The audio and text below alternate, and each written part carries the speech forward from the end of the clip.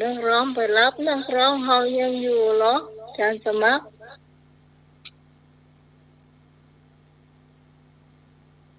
ที่ไหน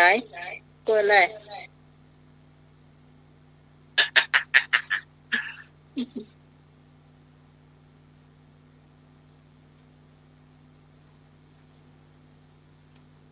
ถ้าป่าของเฮาตัวอะไรเดี๋ยวจะได้สัมพันธ์อะไรนะป้าป่าของเฮาที่ไหนสมัยบอกเขาเตรียมไว้แต่เจ้าแล้ว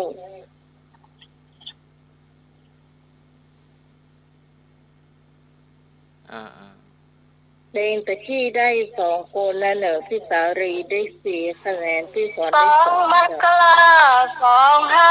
2568มันเป็นเดือนแรกของปีงานประเพณีที่ทำกันไว้ยังจำได้ไหมทอดผ้าป่าสามัคคีบอกกล่าวเพื่อนพ้องพี่น้องเอาลุงคุณป้าอยากสร้างบารมีจงช่วยเกื้อกูลสนับสนุนเราหน่อยละ100 200 300ก็ยังดีงานประจำปีที่เคยทำไว้ผ้าป่านั่นไงเราทอดถวายเดือนนี้บอกกล่าวเพื่อนพ้องพี่น้องหญิงชายแฟนๆทั้งหลายที่ฟังคลื่นนี้มาช่วยต่อเติ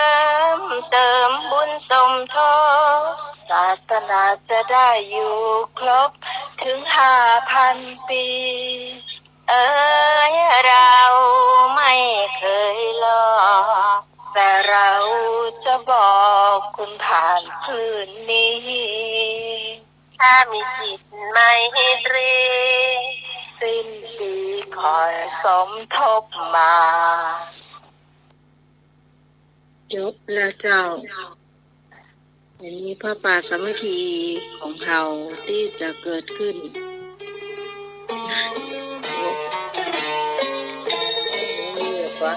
2 มกราคม 2568มันเป็นเดือนแรกของปีงานประเพณีที่ทำกันไว้ยังจำได้ไหมทอดผ้าป่าสามัคคีบอกกล่าวเพื่อนพ้องพี่น้องเอาคุณลุงคุณป้าอยากสร้างบารมีจงช่วยเกื้อกูลสนับสนุนเราหน่อยละ100 200 300ก็ยังดีงานประจำปีที่เคยทำไว้ผ้าป่านั่นให้เราทอดถวายเดือนนี้บอกกล่าวเพื่อนพ้องพี่น้องหญิงชายเป็นแฟนทั้งหลายที่ฟังคืนนี้มาช่วยต่อเติมบุญสมทบศาสนาจะได้อยู่ครบถึง5,000 ปีเราไม่เคยหลอกเราจะบอกคุณผ่านคลื่นนี้ถ้ามีจิตไม่ตรีสิ้นปีขอให้สมทบมา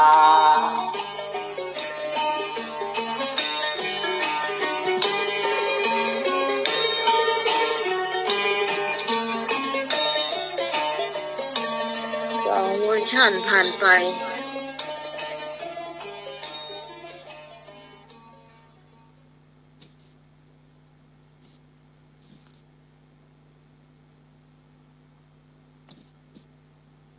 อันนี้คือพระป่าสามัคคีเดือนมกราที่จะเกิดขึ้นนะเจ้าแต่ว่าก่อนจะถึงไปพระป่าสามัคคีนั่นเขามากฐินก่อนเนาะที่จะถึงในวันที่2ของวัดสาหินทอดเวลากี่โมงให้อาจารย์สมัครตั้งแต่ตอนเช้าเนาะแต่ตอนเช้าเนาะของมช.มหาลัยเชียงใหม่เนาะต้องกราบพระคุณ ตั้งแต่อธิการบดีเนาะถึงมดถึงมนถึงบรรดานักศึกษาทั้งหลายที่อนุเคราะห์อุปถัมภ์วัดฝ่ายหินมาโดยตลอดนะเจ้าร่วมบุญร่วมกุศลทุกปีหรือว่าน้อยวันนักเนาะก็ต้องกราบขอบพระคุณเป็นอย่างยิ่งเลยที่บางคนนี่อาจจะไม่ได้มาขอบคุณเนาะแต่ว่าข้าเจ้าก็ต้องขอบคุณแทนพระอาจารย์ด้วยนะเจ้าที่ทางมหาลัยเชียงใหม่เนี่ยอนุเคราะห์วัดสาหินมาโดยตลอดโดยเฉพาะค่าน้ำค่าไฟค่าอุปกรณ์ทุกอย่างที่ทางวัดสาหินอยากได้ก็เอามาเป็นบริวารกฐินนะเจ้าบอกว่าโต๊ะบอกว่าพัดลมนะเจ้าเนาะบอกว่าแอร์ที่ต้องการก็จะได้จากมหาลัยนะเจ้าอินเทอร์เน็ตก็โทรศัพท์กันเนาะเขาต้องจ่ายทุกเดือนอยู่แล้วเนาะค่าใช้จ่ายจิปาถะถ้าบ่มีตังมหาลัยช่วยก็คงเปิดไปได้ทุก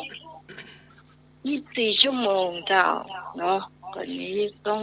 กราบขอบพระคุณเป็นอย่างยิ่งนะเจ้าอันนี้ก็จะมีการทอดกฐินในวันที่2 เดือนพฤศจิกายนนะเจ้าส่วนวันที่3อันนี้จะเป็นสลักพัดของบ้านดอนปันนะเจ้าอันนี้ก็เริ่มเวลาเจ้าเป็นต้นไปเนาะตาลเพื่อคนที่ตายไปแล้วอีเนาะญาติพี่น้องค่ะแล้วก็ส่วนจับฉลากนี่คงจะขวายหน่อยเนาะนี่เปิ่นนิมนต์กี่วัดนี่เขาก็บ่ฮู้เหมือนกันเนาะแล้วทางวัดเน้นเอารักวันที่9จ้ะวันที่10ครับแต่วันที่9นะก็จะมีการอบรมสมโภชองค์กฐินอ๋อเจ้า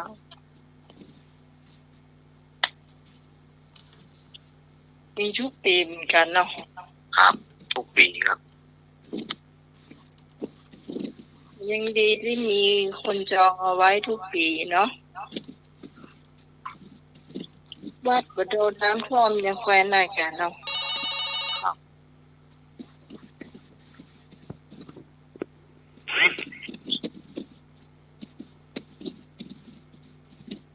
เจ้าว่าใดเจ้า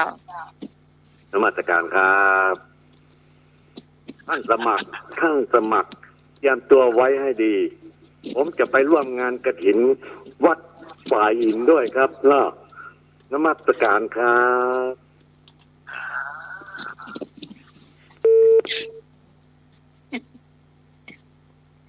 ยันสมัครแล้ว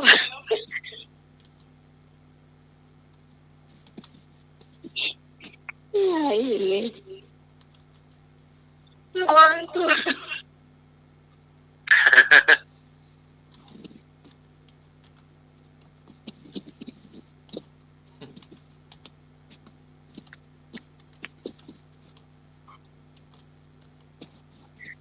แล้วหนูจะยังโอ้ยหนูมาหายแซ่บช่วยลักลับในหน่วยเนอะผมไหนล่ะอยู่ครับลักเราสีกันคุยไปแน่นอนครับคุยไปแน่นอนนะจังสมัครระวังตัวดีอุ้มโลดนะ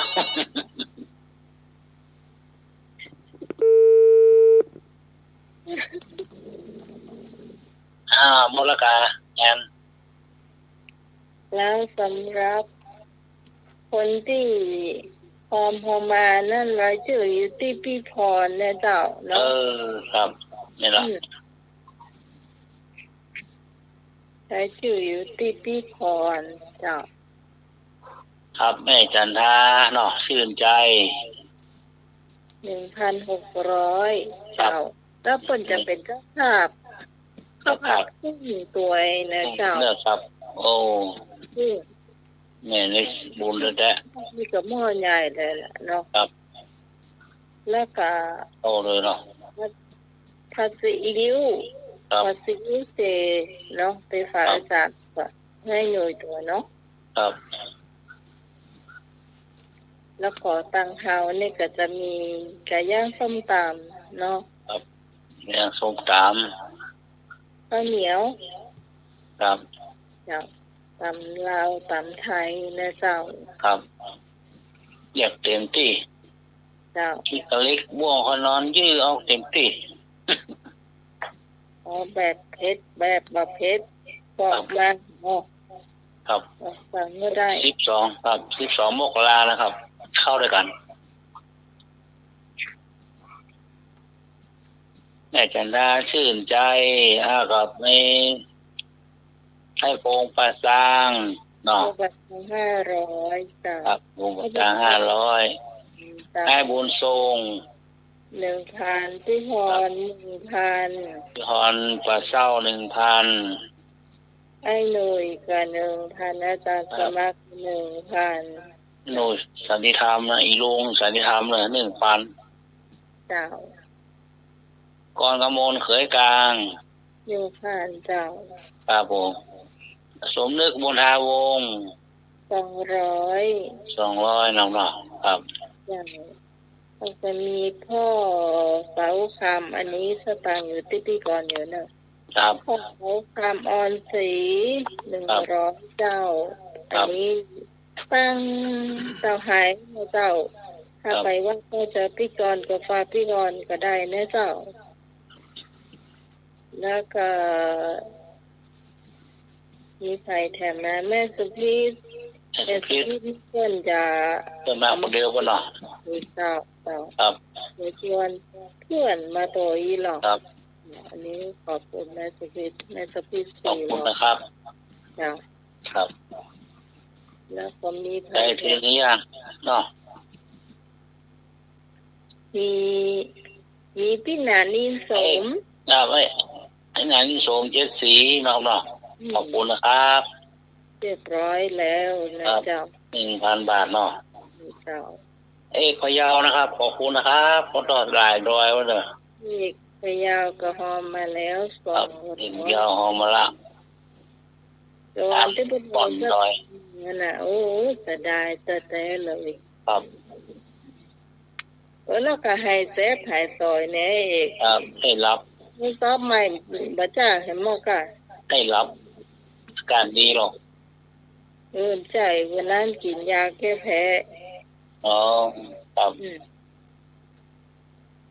แกยังมาแพ้ไฟฟ้าโกนเอาอะ ขอหน่อยเนี่ยแล้วเนาะ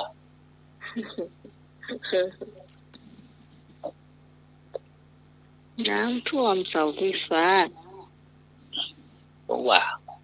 ก็จะวันดี โอ้ยาวน้ำท่วมเลยเหมือนจะไม่อยู่ได้วเนาะ จ้ะทางพี่พรก็พร้อมทางพี่พรก็ได้นะเจ้าทางละปูนนะเจ้าได้อยู่เจ้าถ้าตั้งสายสำเนนเอารักคุณยานันก็ตั้งพอมาตั้งสำเนนเอารักก็ได้เนอะคุณพี่พรได้ละปูนเนาะ ครับ ได้โมจะเจ้า สายไม่ย่อยจับตั้งแม่ชีวิตก็ได้นะครับครับ ทางสันทราย สายหลวงตั้งแม่จันทาชื่นใจก็ได้นะครับสายหลวงครับผม แจ้งมาตั้งเฮาเนาะ ครับ ได้หมดเนาะ สายบุญ ขอบคุณสายบุญเนาะสายบุญ ครับ ที่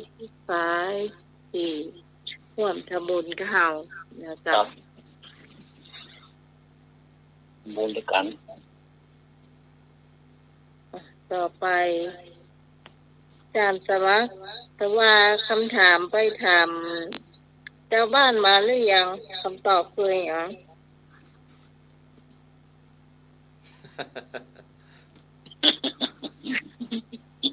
หัวนี่คือหยัง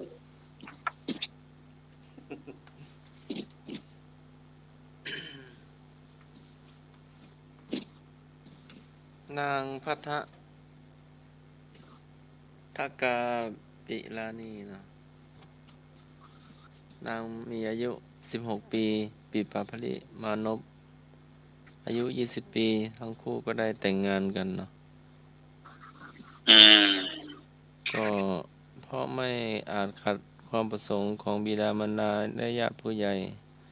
แต่หลังจากแต่งงานกันแล้วก็ไม่ได้ฝักใฝ่ในโลกีเหมือนกันจึงเป็นสามีภรรยากันนะไม่ยุ่งเกี่ยวกับกรรมคุณเนาะก็อยู่เมินไปก็บิดามารดาก็สิ้นชีวิตเนาะทรัพย์สมบัติทั้งสองตระกูลก็รวมกันมหาศาลถึง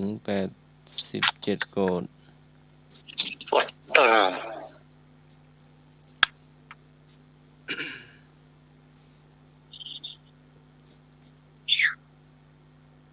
ทั้งคู่ก็ได้บวชเนาะได้บวช คือเหมือนน้ำไหมเล่าให้ฟังกันน้ำไหมเล่าให้ฟังเราดีกว่านี้เนี่ย องค์เดียวกันนี่เนาะ เรื่องเดียวกันที่เราให้ฟังแต่คืนน่ะไอ้หนุ่ม ครับ ที่เอาดอกมะลิแต่งงานแล้วเอาดอกมะลิขั้นกลางเอาไว้ อืม แล้วก็บาได้มีสายหักกันด้วยแล้วก็บาต้องการแต่งงานด้วย แต่ของเราโอเคเนาะ พวกตรงหนังสือนะคะไม่ใช่หนังสือขวาง เออ มาทำไม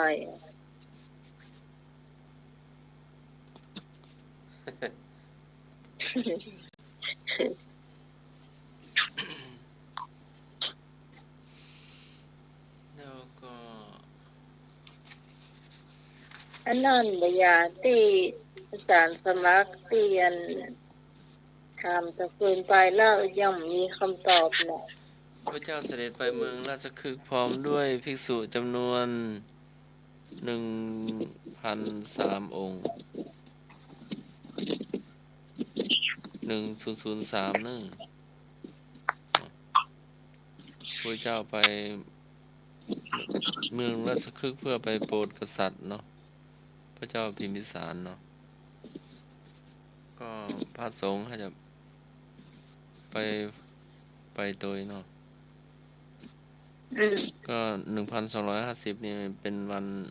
มาฆบูชาเนาะ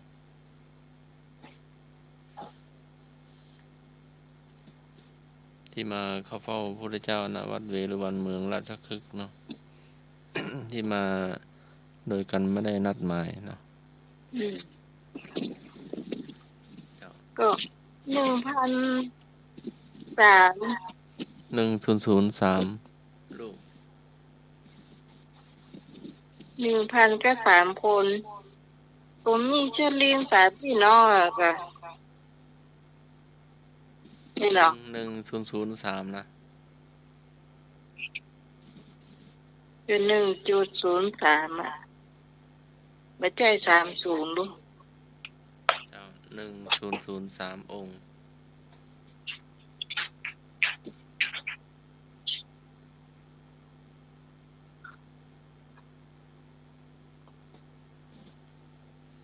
ก็ประชาสัมพันธ์หรือว่าคำถามต่อเลยคำถามต่อเลยหรือว่าประชาสัมพันธ์ ก็มีอยู่ค่ะประชาสัมพันธ์นี่ก็ว่าไปเลย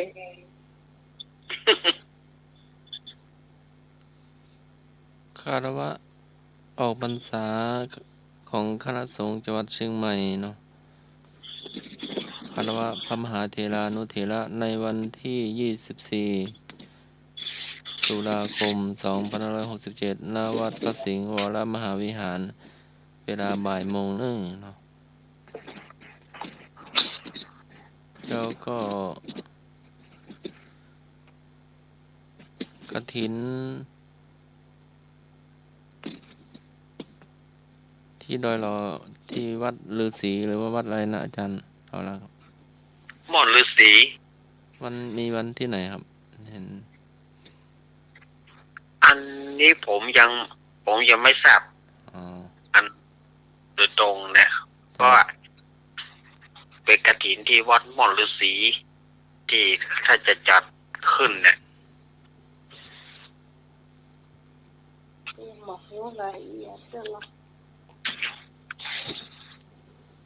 ก็เห็นพระอาจารย์เลขาอาจารย์พระครูประหลัดพิเศษเนาะ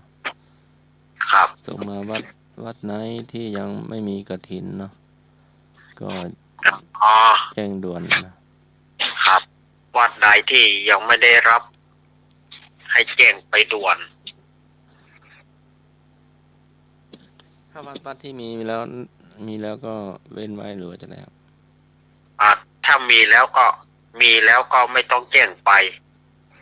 ก็สละอัน ที่ นี้ ยัง วัดที่ไม่มี ครับ เนาะ ครับ อ๋อ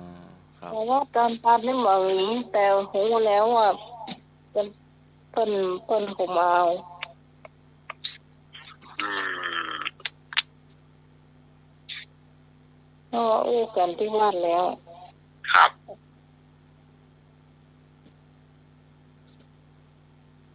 ก็กฐินวัดไหนจะให้ประชาสัมพันธ์ก็แจ้งได้เนาะ พระเถรานุเถระครูบาอาจารย์เนาะ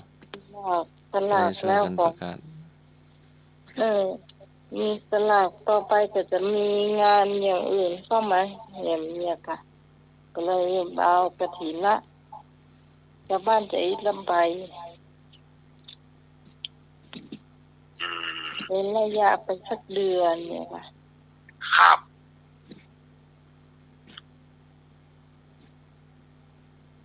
ต่อไปแต่คำถามเนอะคุณผู้ฟังให้ดีๆแล้วค่อยตอบเนอะแล้วก็คุณผู้ฟังที่ฟังแล้วจดคะแนนเอาไว้แล้วก็ไปรับไปนอนตัวนะ ประชาสัมพันธ์ก็พอมีอยู่เนาะ สัมภาษณ์ในยังหมอกกับพ่อค่ะมีท่วมสักทีแล้วนะ อ้าว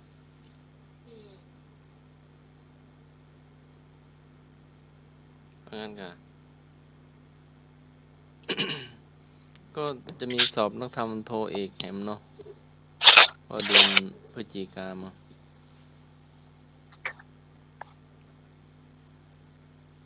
ตุลา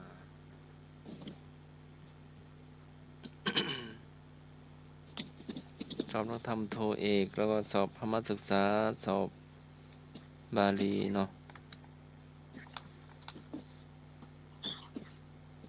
วันที่เท่าไหร่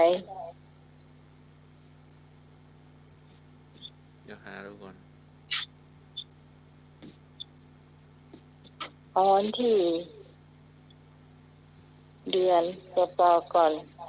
เดี๋ยวเสาร์อาทิตย์หน้าก็มาว่ากันใหม่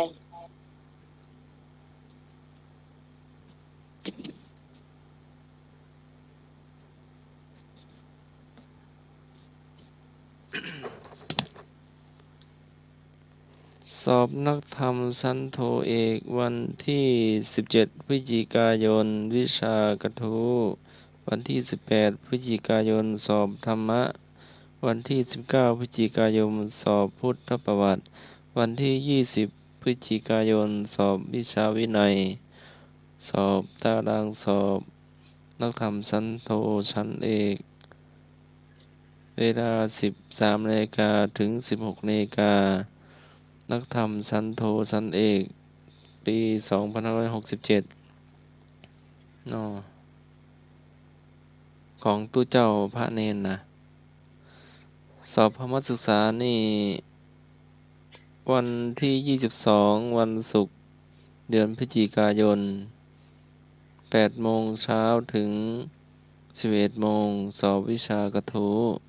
เวลาบ่ายโมงถึงเวลา 13 นาฬิกาสอบธรรมะเวลา 14 นาฬิกาถึง 14.50 นาทีสอบพุทธประวัติเวลา 15 นาฬิกาถึง 15 นาฬิกา 50 นาทีสอบวิชาวินัยอันนี้ละอ่อนเมชีคารวาสเนาะสอบพมัสศึกษาในวันศุกร์ที่ 22 พฤศจิกายน 2567 เนาะ เอาก็ยืดไปก่อนถ้ายังเหลือเวลาเห็นเดือนด้วย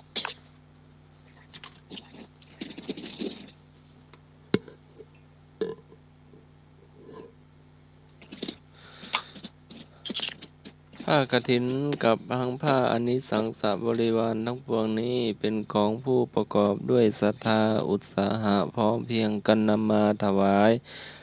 แด่พระภิกษุผู้อยู่จำพรรษาท่วนไตรมาสในอาวาสนี้ก็แลผ้ากฐินทานก็เป็น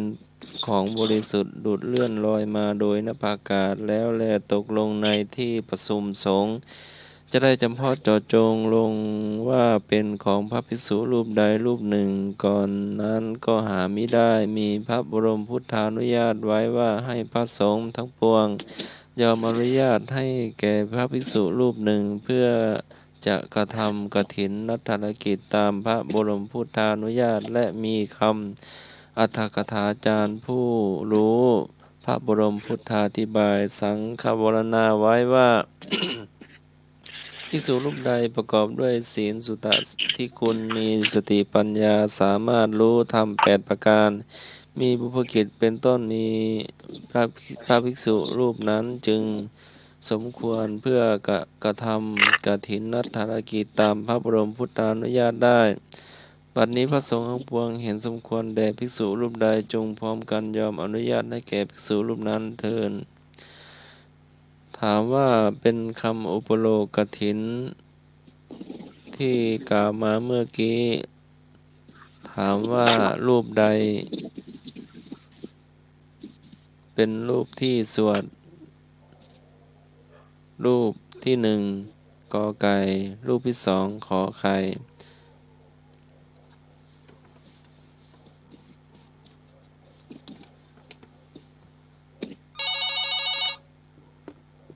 อ้าว เจ้าพี่คนตอบขอไข่รูปที่ 2เจ้า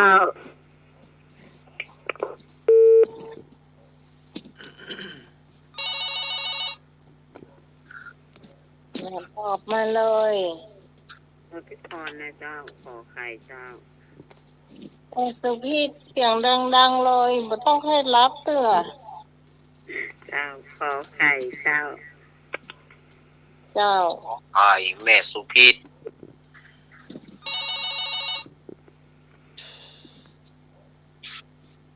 เจ้าที่สองก็เอาข้อขอไข่นะเจ้ารูปที่สองเจ้าเ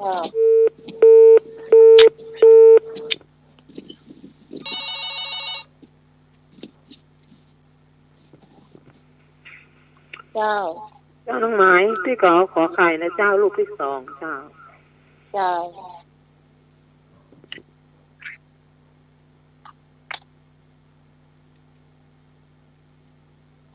ไอ้หนูยังไม่โตอีกน่ะเฮ้ยครับลูกที่สองเนาะ แม่ตัวน้อยอยู่นะไอ้นึกขอไข่จ้ะ ครับผม พี่ก่อนห้อยนึกมาขอใจเอาถ้ารับกับไปดิ้งกี่ขวางเขาประเด็นนะ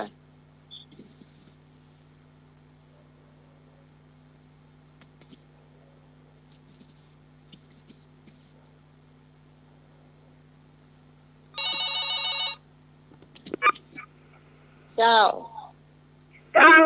น้องหมายที่พรตอบข้อขอบไก่เนอะ เจ้า ครับผม ว่ากี่คะแนนเลยนี่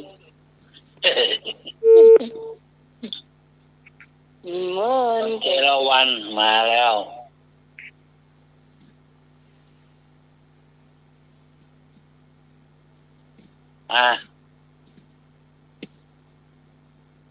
สองซ้อยขอไก่ขอไข่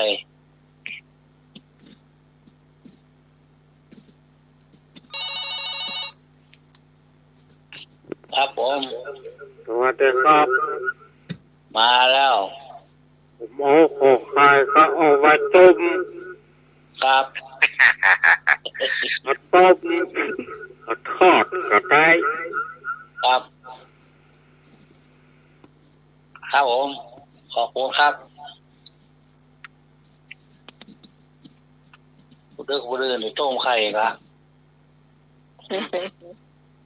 กว่าปดิ้งกี่ขว้างอะดุ้งไงนึก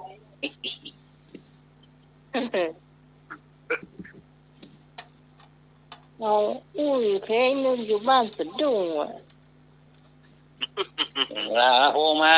โอปาซัง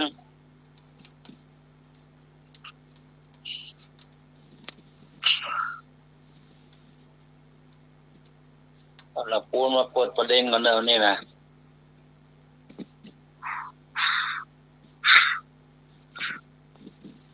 บนราคาครับ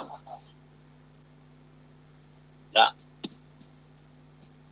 หมดแล้วเนาะ หมดละ เจ้าเฉลย เฉล เจ้าย รูปที่หนึ่ง รูปที่หนึ่ง เออ โยมด วันนั้น เรีย ตะ บ โกน ร้อยกันหมดเจ้าข้อนี้น้าหมายถามเนาะ ครับ มักมีองค์แปดย่อให้เหลือสามคืออะไรบ้าง นักมีองค์แปดย่อเหลือสาม เจ้าก็มีช้อยเลือกนะออกมาได้เลย เจ้าย่อให้เหลือสามมีศีลสมาธิปัญญาเจ้า เจ้า ครับ โอ้ นึกเคยตัวแล้วมีศีลสติปัญญา อ่ะพูดถูก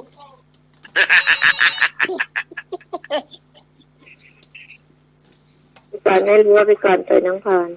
มีศีล ครับ สมาธิปัญญาแบบน้องพรว่าไอ้นี่ล่วงหน้าไปแล้วหน่อยหนูเนาะ ครับ เจ้า ใช่ยิงก่อนแน่อีน้อง ถูกแต่ต้อปีเต้เลยถูกหน่อย เจ้า เจ้า ที่ส่งกระตอบอย่างพี่พรน่ะ อ้าวขนาดเนาะ เจ้าสมาธิปัญญา เจ้า เจ้า ตู้เปล่าอย่างไร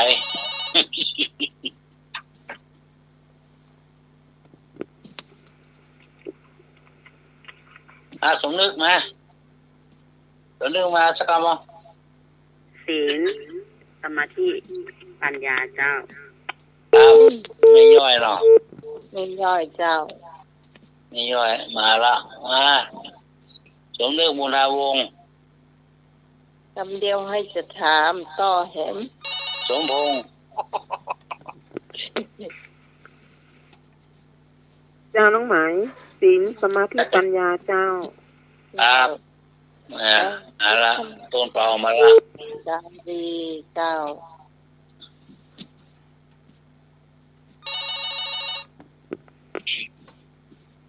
โอ้ย่อโลกเหลือสามก็คือศีลสมาธิปัญญา อีตา ต้องอย่างอี้ไว้เนาะ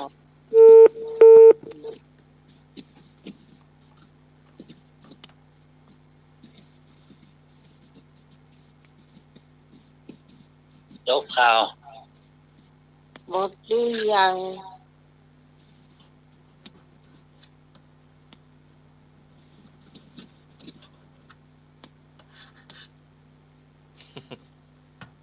อ๋อมาพี่พรในรางวัลเรา แน่นอนพี่พรได้กี่คะแนนก็บอกฮู้นั่นดีนะครับก็ตะกี้ฟาวกันหมดนะจากสมัครข่าวนะ ทีมได้สักตัวรักร่วมมือ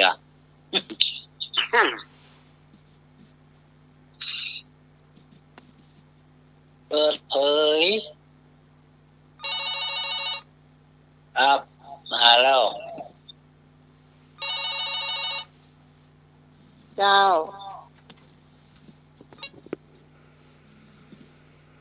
ฮัลโหล เจ้า เจ้าข้อนี้ที่พอก็สอบกินกับนาที่ปัญญาเนอะ ครับค เจ้า รับผม เจ้า ครับ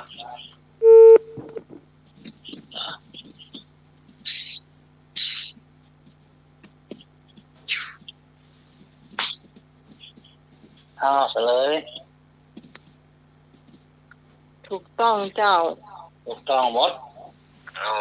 อ้ พี่พรได้3 คะแนน ครับ ใครต่อมา ให้หนุ่ยได้2 ฮะไม่ใช่ไอ้หนุ่ยตอบบ่ถูกต้อง หมอ ไม่ถูกเพิ่นกะ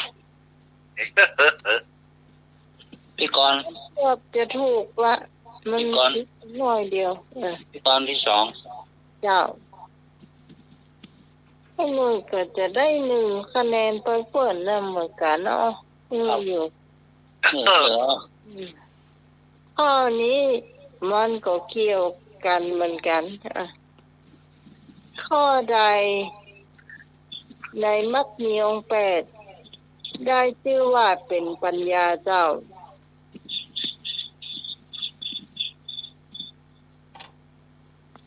การสมัคร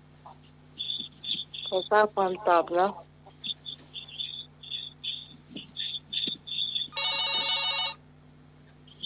เอาละมาละ เจ้าเป็นคนตอบสัมมาทิฏฐิกับสัมมาสังกัปปะเจ้าเป็นปัญญาเจ้า เจ้า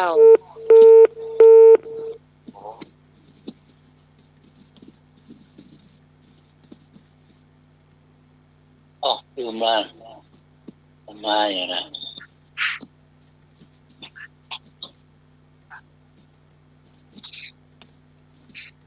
นะปะบง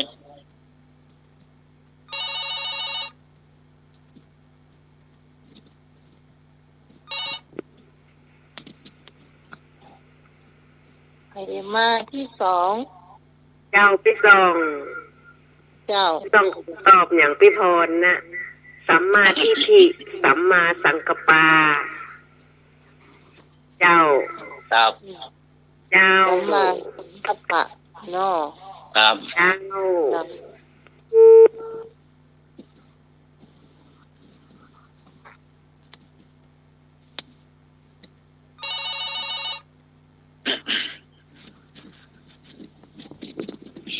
ครับผม เจ้าก็จะตอบอย่างพี่พรนะสัมมาอย่างพี่พรนั่นเนี่ย ครับ ง่า จะ ย มาเนาะมันเทศมาเนาะ โวยได้จ้ะ จ้าพี่กรณ์จ้า ครับ สัมมาทิฏฐิสัมมาสังกัปปะจ้า ครับ จ้าจ้า ไปโวยมาโวย 2 กรรมแล้วเนาะ แม่น นะสมนึกบุญาวงศ์ ผมนึกตะกี้ก็ได้เงินละนะคะแนนนะ ได้ละ เดี๋ยวนี้ถ้าถูกก็ได้เห็นมันเนอะสมนึกเนอะ ครับ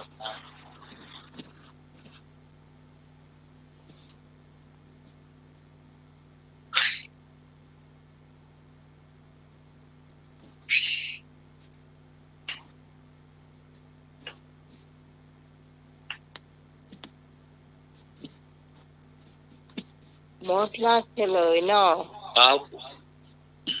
ถูกต้องเจ้า ครับถูกต้อง โอ้ ต้องพี่พรได้3 คะแนนพี่ตองได้2ครับ เจ้าตอนนั้นมาก็ได้1หมดเนาะ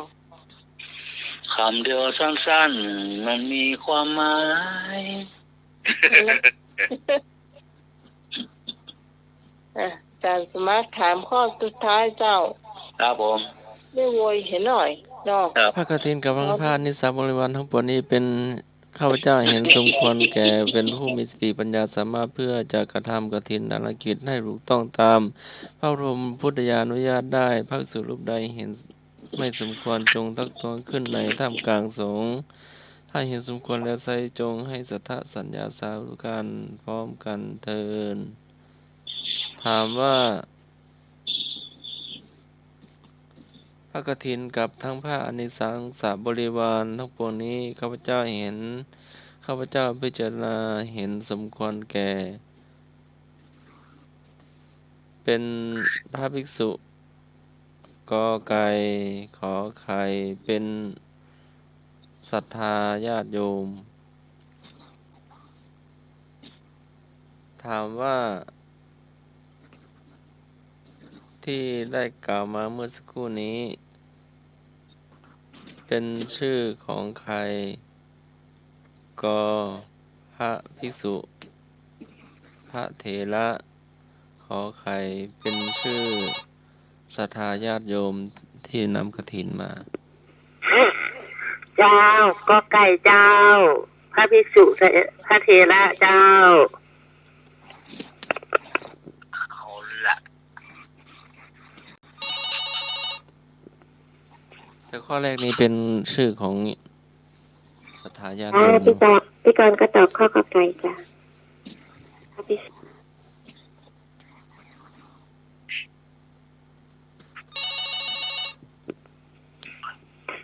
เดี๋ยวตะกี้ว่ายายกอง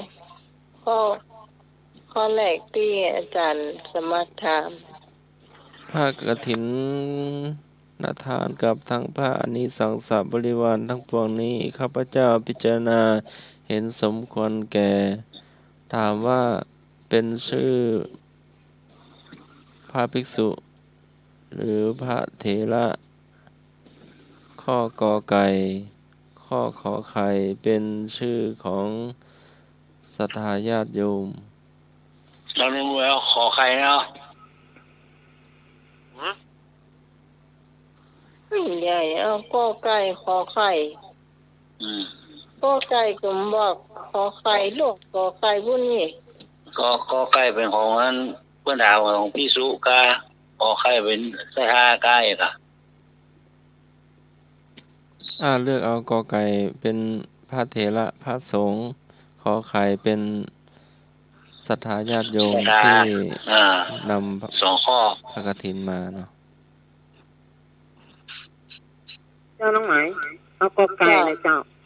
พระเถระพระสงฆ์เนาะ เจ้า มีเท ค นา รับผมเพียรีเนาะ เจ้า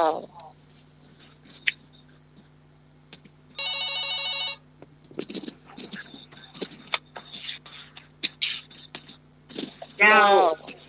พี่กรณ์ก็ตอบข้อกอไก่นะเจ้า พระภิกษุสงฆ์ เจ้า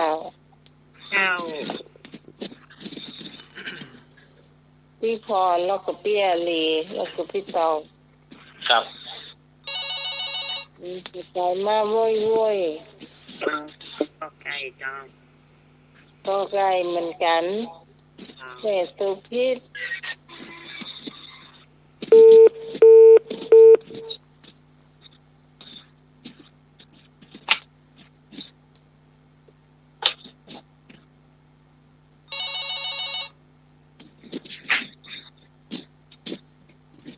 ฮัลโหล เจ้า ตอบข้อขอไข่เลยค่ะ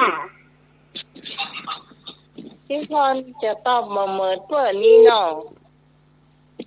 ขอไข่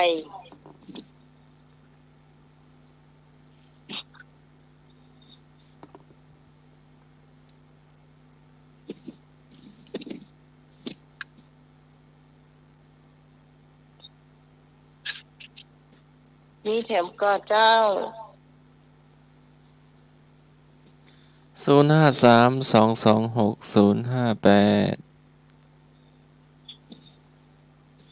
ออกสุดท้ายแล้วเนอะ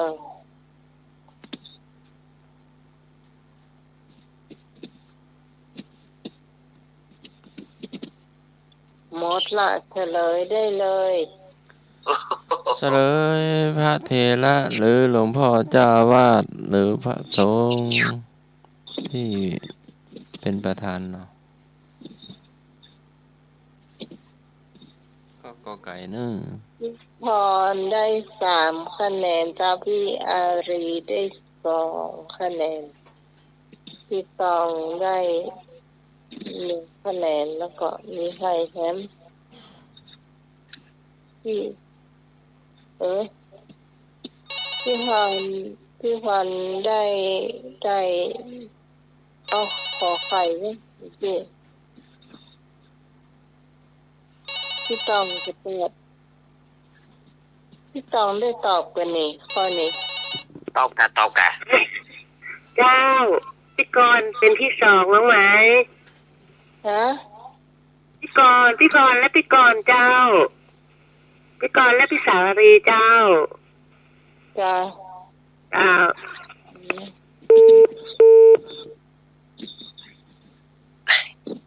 มาฟังกูบอกฮู้เหมือนกัน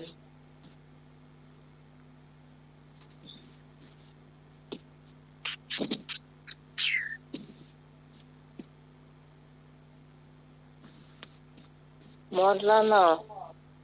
ครับ หมดแล้วเหอะอาจารย์เรารักเรานิทาน ครับ ก็มาถึงช่วงนิทานเนาะวันนี้ก็จะเอานิทานเรื่องกระต่ายน้อยเนาะมาเล่าให้กับสถาญาติโยมได้ฟังกัน เรื่องกระต่ายน้อยนี้เปิ้นว่าในป่าแห่งหนึ่งนะมีสัตว์หลาย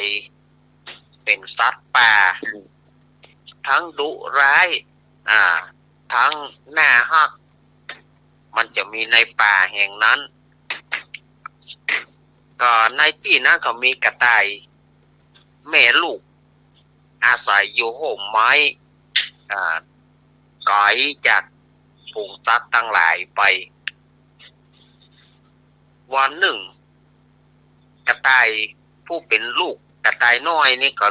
กระต่ายน้อยเนี่ยผู้เป็นลูกก็อยากจะไปเอี่ยวมีใจอยากจะไปเอี่ยวในป่าที่เต็มไปด้วยสัตว์ทั้งหลายแต่แม่กระต่ายนี่ก็ห้ามไว้ว่าลูกเอ๋ยเจ้ายังมาถึงเวลาเตื้อมาต้องไปเตื้อเพราะว่าถ้าจะไปเอี่ยวในป่าแต้ๆนี่นะมันอันตรายเสือกะหมีกะอะไรอย่างกะมันนะลูกก็ต้องไปเตื้อแต่ว่ากระต่ายน้อยนี่ก็มีใจอยากจะไปเอี่ยวในป่าที่ไกลกว่านี้ขอให้แม่พาไปแม่กระต่ายก็ได้ห้ามถึง3 เตื้อแต่ว่าลูกกระต่ายน้อยนี่ก็ขอไปเถอะลูกจะขอไปเอี่ยวแม่กระต่ายเมื่อหันลูกอยากจะไปแล้วก็ลูกมีท่าทางเศร้าซึมเนาะก็เลยบอกว่าถ้าลูกจะไปแม่จะพาไปว่าแล้วแม่กระต่ายก็แต่งตัวลูกน้อยแต่งตัวให้ลูกน้อยแล้วก็เอากันเดินทางไปในระหว่างทางก็ชมนกชมไม้ไปแม่กระต่ายก็ได้ชี้แจงบอกว่าจุดนี้นกชนิดนี้อาศัยจุดนี้นกชนิดนี้อาศัยจุดนี้สัตว์ชนิดนี้อาศัยอยู่ก็บอกกล่าวไป แล้วก็บอกถึงต้นไม้ต่างๆว่าต้นไม้นี้เป็นยาเนอะต้นไม้นี้เป็นยารักษาโรคนั้นโรคนี้เพราะว่ากระต่ายนี่จะคุ้นเคยกับไม้พอสมควรเนาะในระหว่างเดินทางก็เกิดปัดหลงกันถึงแม่กระต่ายลูกกระต่ายนี่นะหลงลูกกระต่ายก็ห้องหาแม่ไปอยู่ไหนแม่ไปอยู่ไหนเนาะก็เตียวไปแหล่งเตียวก็แหล่งหลงไปติ๊กเข้าในป่าในขณะที่หลงทางนั้นก็ได้ยินเสียงห้องโหยหวนบอกว่าช่วยกอมช่วยกอมเสียงนี่เป็นเสียงอะไรอย่างไงเนาะกระต่ายน้อยนี่ก็ทีแรกก็กึดกลัวแต่ก็ลองเข้าไปพอเหรอว่ามันเป็นอะไรอย่างกระต่ายน้อยนี่ก็เตียวเข้าไปตามเสียงพอเข้าไปตามเสียงนั่นก็ไปปะเข้าใส่ราชสีห์ราชสีห์ถูกบ่วงนายพรานราชสีห์นี่มาถูกบ่วงนายพรานเห็นแล้วในท่ามกลางราชสีห์นั่นก็มีสัตว์ตั้งหลายปากันชโยโห่ร้องปากันสาบแจ้งราชสีห์บอกว่าตายได้ก็ดีตายได้ก็ดีสมควรจะตายสมควรจะตายนี่เนาะตายแน่ๆราชสีห์นี่นะเขาก็เซยกันเนาะปู่พานมาแล้วปู่พานมาแล้วปู่พานมาแล้วเนาะราชสีห์ก็ห้องช่วยหน่อยเตอช่วยหน่อยเตอนะส่งเสียงห้องคางทีนี้กระต่ายน้อยก็เข้าไปถามสัตว์ตั้งหลายว่าท่านตั้งหลายยังประช่วยราชสีห์เหตุไฉนเล่าถึงต้องมาเยาะเย้ยกันถึงขนาดนั้นเป็นเพราะอันหยังถึงได้สาบแจ้งถึงได้เยาะเย้ยเงื่อกับราชสีห์องค์ราชสีห์ตนตัวนี้เป็นเพราะอย่างฮะหมู่สัตว์ทั้งหลายก็บอกว่ามันบดีลูกมันข่มเหงรังแกหมู่เฮาตั้งแต่สัตว์เฮาหมู่ตั้งเฮาเนี่ยมันอยู่บ่ได้เพราะว่าราชสีห์ตัวเนี่ยเบียดเบียนแล้วก็รังแกหมู่เฮาโดยตลอดถือว่าตัวเก่าเป็นเจ้าป่าจะแย่งใดก็ได้ฉะนั้นเมื่อมันติดบ่วงบาทนั่นแหละดีที่สุดสมควรที่มันจะได้รับโทษสมควรที่มันจะได้ตายก็เดียวปู่พานจะมาแล้วปู่พานมาแล้วขอซ้ำเสยมันติ๊กๆเนาะราชสีห์ก็ข้างเนาะทีนี้กระต่ายน้อยก็เลยไปถามราชสีห์ว่าท่านถ้าเฮาช่วยท่านแล้วท่านจะเลิกรังแกสัตว์ทั้งหลายก็เร็วๆนะถ้าว่าท่านจะนายพรานจะมาแล้ว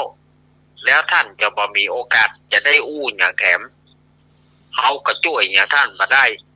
จะให้เฮาช่วยก็เฮายินดีท่านช่วยเฮาเตอะ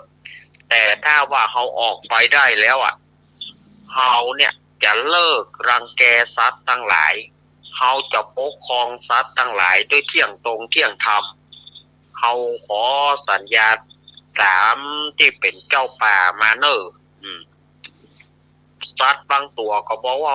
จะไปเชื่อใจมันบ่ได้มันวอกเนาะ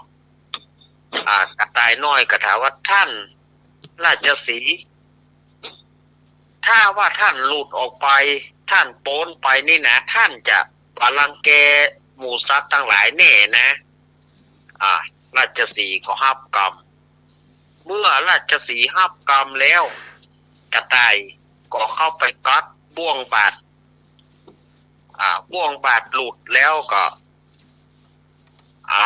ราชสีห์นี่ก็พ้นจากบ่วงนายพรานแล้วก็ขอบคุณกระต่ายน้อย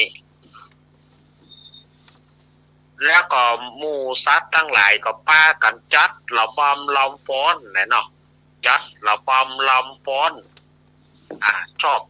ผู้ที่ชอบเต้นก็เต้นผู้ที่ชอบส่งเสียงฮ้องก็ส่งเสียงเป็นอันม่วนงานสเล่ากันในป่าแห่งนั้นพ่อแม่กระต่ายหูก็ฟังเข้ามาหามาถามเรื่องราวเมื่อกระต่ายน้อยได้บอกแล้วก็แม่กระต่ายก็บอกว่าโอ้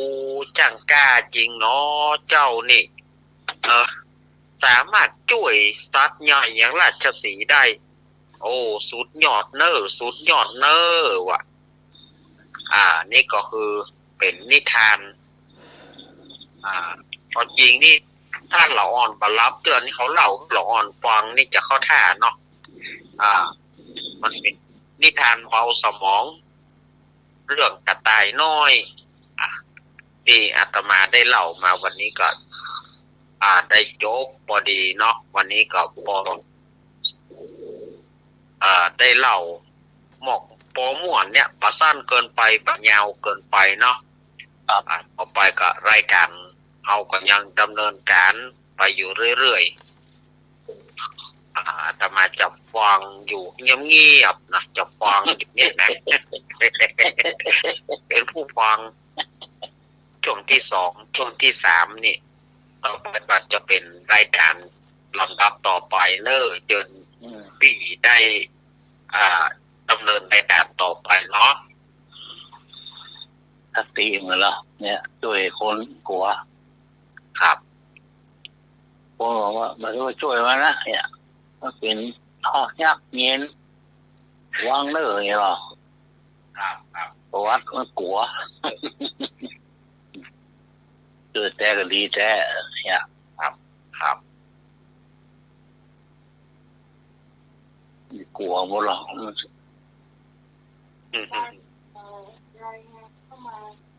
นี่ยินข่าวกลัวเนี่ยเนี่ยลักครัววันนี้นะนี่แหละไปช่วยไว้ยังนี่เนาะไปเข้ามากินยัง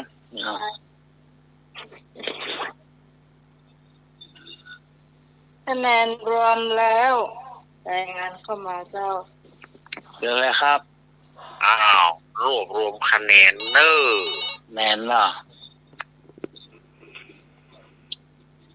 พี่กรณ์ค่ะครับเพลงได้5ธรรมะได้5เป็น10คะแนนเนาะแล้วก็ของเก่ามี124คะแนนรวมแล้วเป็น134คะแนนจ้ะ134เนาะครับผมจ้าครับอย่าเพิ่งหลับเพิ่งนอนนะ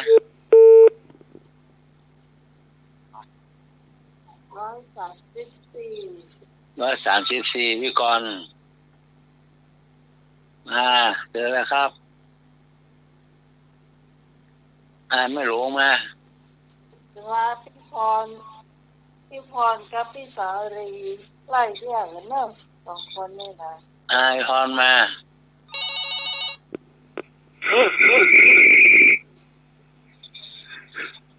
จ้าพี่พรมาเพลงได้5ธรรมะได้9เป็น14รวมของเก่า89เดี๋ยวนี้103คะแนนเจ้าครับโอ้เจ้าที่แก้กันเนาะ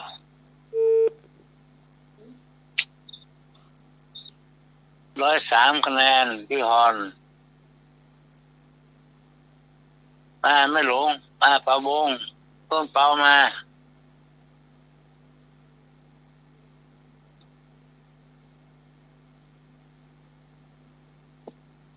สุฟีดมา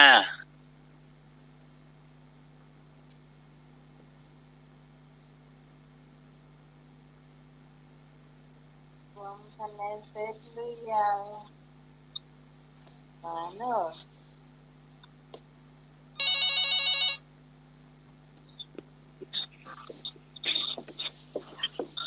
น้องหมาย ครับผม เพลงได้13ธรรมะได้3เป็น16เจ้าของเก่า87รวม103คะแนนเจ้า โอ้เต่าปีพรโน่นนี่ ตอนนี้ เต่าปีพร103 โอ้เท่ากันแฮม ครับเต่าปีพร โลตรงกัน 103 แต่ว่าอะไรเรื่องกันน่ะ นายปีพรพิกต่อมาปะโบงมา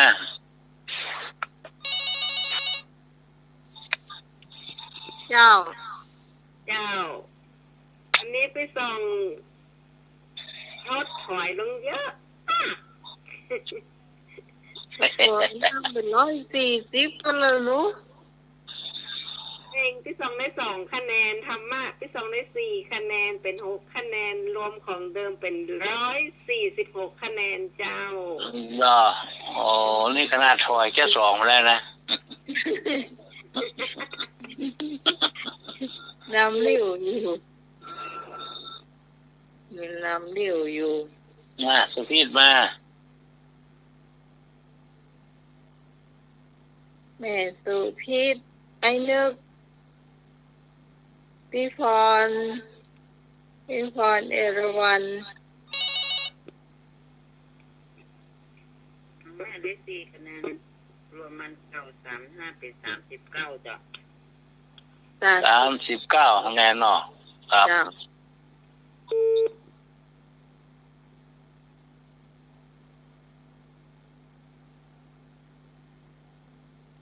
โอ้เกิน100มี4คนละเหนิมเด้นะ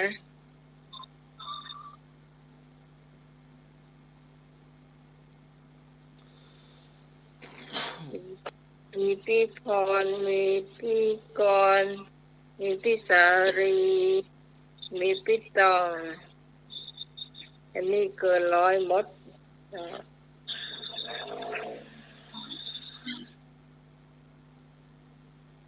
ที่ยังมาถึง100เตื้อก็ยังถึง80เตื้อกันเนาะ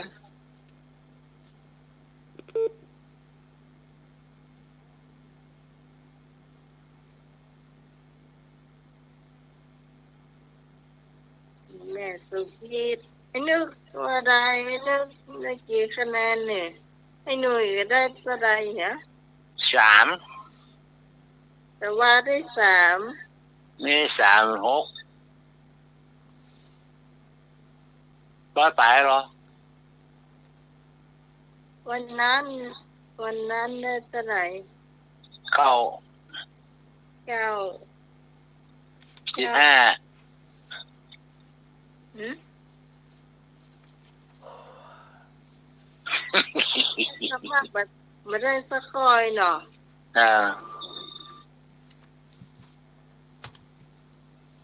ก็ปีเปิ่นมาตันเนาะจ้ะวันนี้กรรมมาเก้าเนี่ย ตำมะเก้าส้มปอเขือ โอ้อาจารย์สมัครไปหาพี่พรมาปะ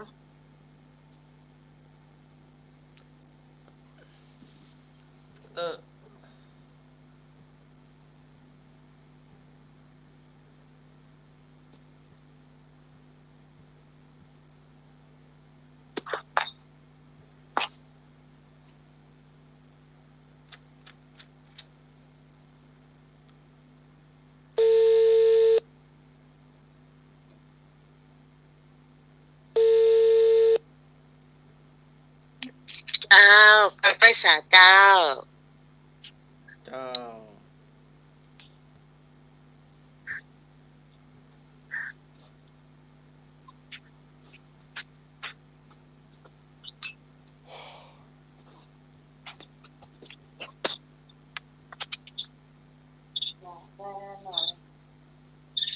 ตึงมวยคะแนนตกลงได้เท่าใดเจ้า ผมเนี่ย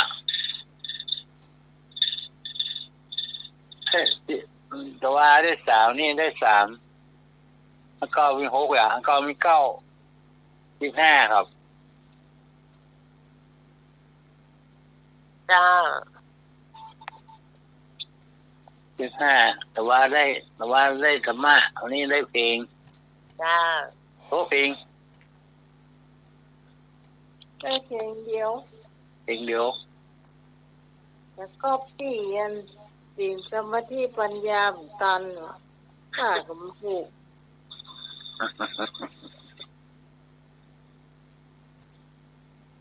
อยู่ใกล้หันน่ะติดจากก๊อปปี้เร็วๆเนาะในใจโทรศัพท์อ่ะจ้า แม่นนะหมอแม่นหมอแม่นนะ ข้าก็ไม่ถูกเขามาเพื่อคะแนน คำบอกเก่าสู้ปอกเกลือ ซึ่งก็เจอ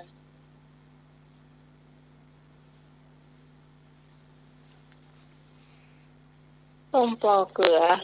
ครับ มะนาวไม่พอน้ำพริก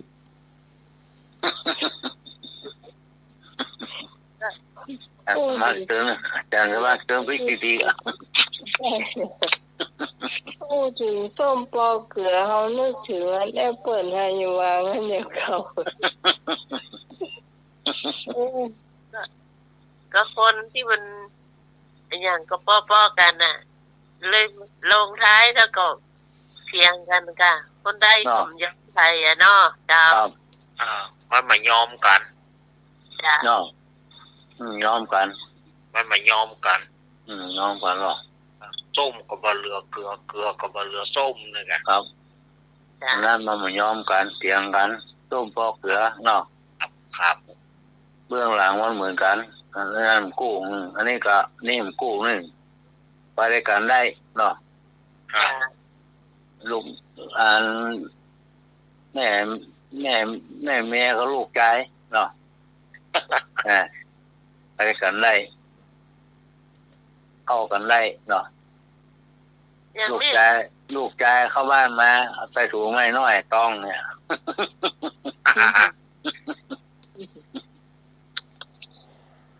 แม่ เนี่ยต้มปอกเกลือ โอ้ค่อยดีไงอัน โอ้มีกะ ไอ้ว่าเอาแก้วจนกันเนาะสองคนน่ะ ครับ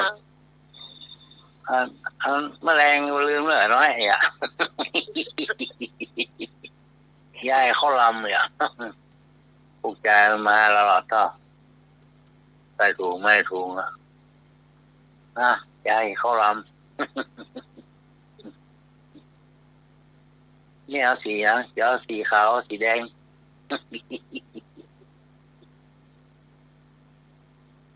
สีนี่ถ้าอย่าต้องถามไม่นึก แต่แล้วสีคนมัวกับเจ้าสีใสอะเนาะ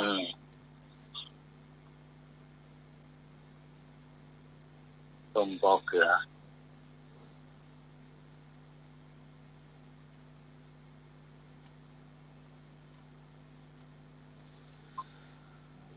กับหยาแหม สมัครไม่ยอม อ่า เดี๋ยวฮอรอ มี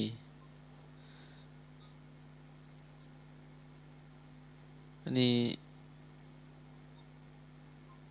คอร์ดปมเสือกฝ้ายยังหูพอหันคอร์ดกำคอร์ดเวนพอบอรู้บ่หัน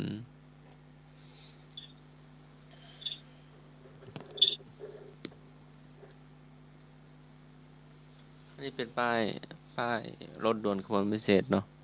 แล้วพอครูวิศวัตรกับอาจารย์ทวัฒน์กับอาจารย์ดรวิโรจน์ค่ะ ช่วยกันดู ช่วยกันพอ เขียนว่าอะไรครับ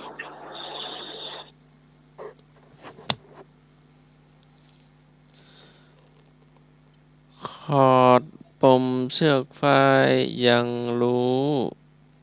พอหันคอร์ดกำคอร์ดเวน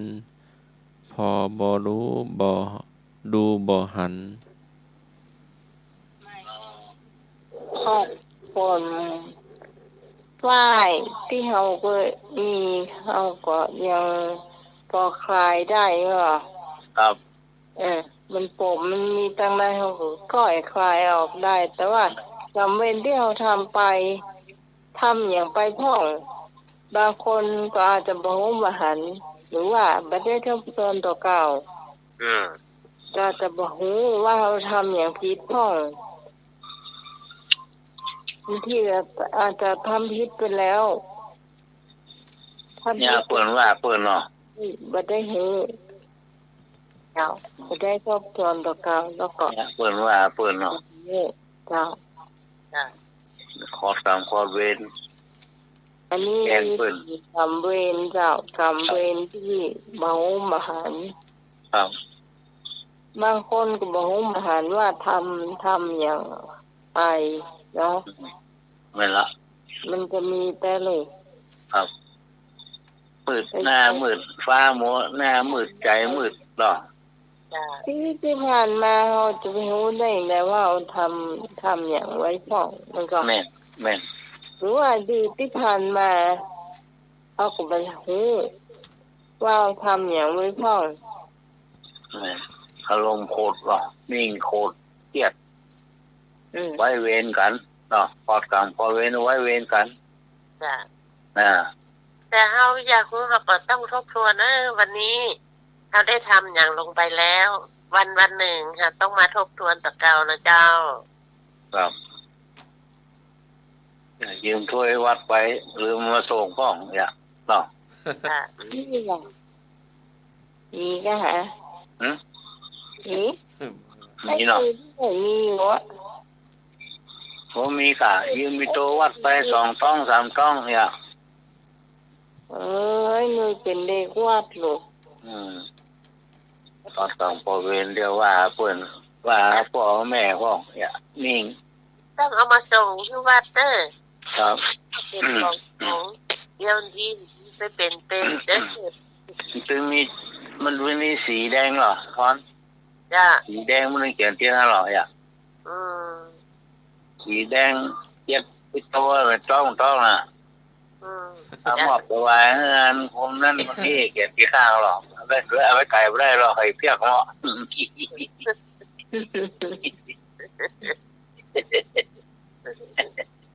ย้อนใบหนึ่งนะติดไปก็มาได้นะครับ ต้องคืนนี่ทันทีจ้ะ นั่นล่ะ จ้ะ โอ้เดี๋ยวเขายังตักหรอนอน จ้ะ เจ้าไปซื้อก๋วยเตี๋ยวซื้อข้าวนั่นมันตัววัดอย่าง โอ้ไอ้หน่อยปฏิเสธได้ลูก ไอ้หน่อยจะปฏิเสธยายถ้าจะเจอกรรมอีก็ซื้อก๋วยเตี๋ยวไปไปส่งเพื่อน3 ปีเนี่ยกะเอียกะเนาะโลไปดีว่ะ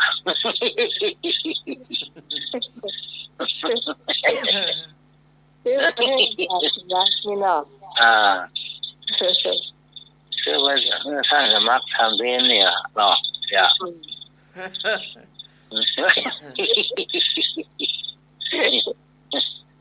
เขาบอกว่าถึงว่า3-2 วันเพราะว่านั่นโน่นมันซื้อก๋วยเตี๋ยวเพราะว่าไปก่อนโอ้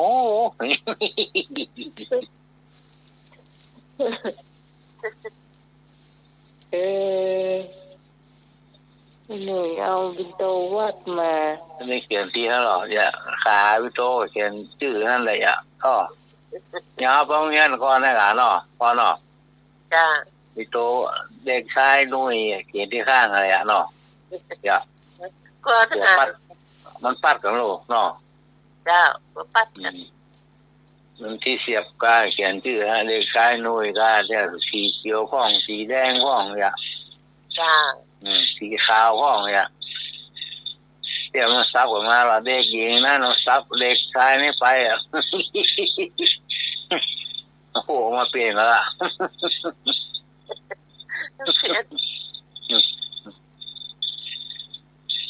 ครับมันล้อครับเข้าอะไร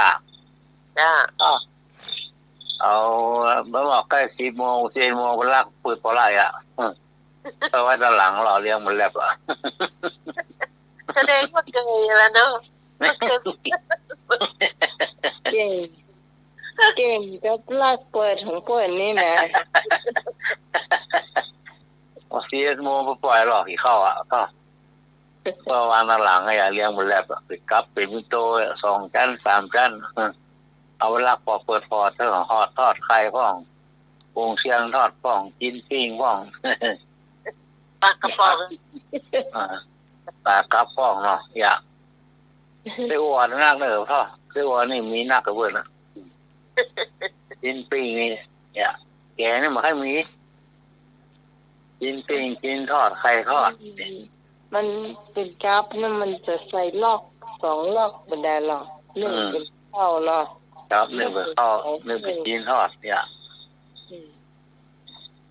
รักเปิดพอเขาจะดีอะเนี่ยมันนักเอาแง่ไม่หน่อย นี่แสดงว่าเป็นขโมยตั้งแต่เล็กเนาะ แต่กุ้งเชียงเป็นกุ้งเชียงทอดอยากเนาะเพื่อซอยไปตีนหรอกอยากเอาก็กินไม่อัน เราอยู่เรียบร้อยแล้วเนาะ ครับ ใส่กล่องนะ แกงกันล่างพ่อไปบางคนแกงกันล่างพ่ออยาก จ้า เจ้าพ่อแหงเลพ่อแหงเลก่อนตีนใหญ่อะเนาะพ่อ จ้า บุ้มเล่นอะเนาะ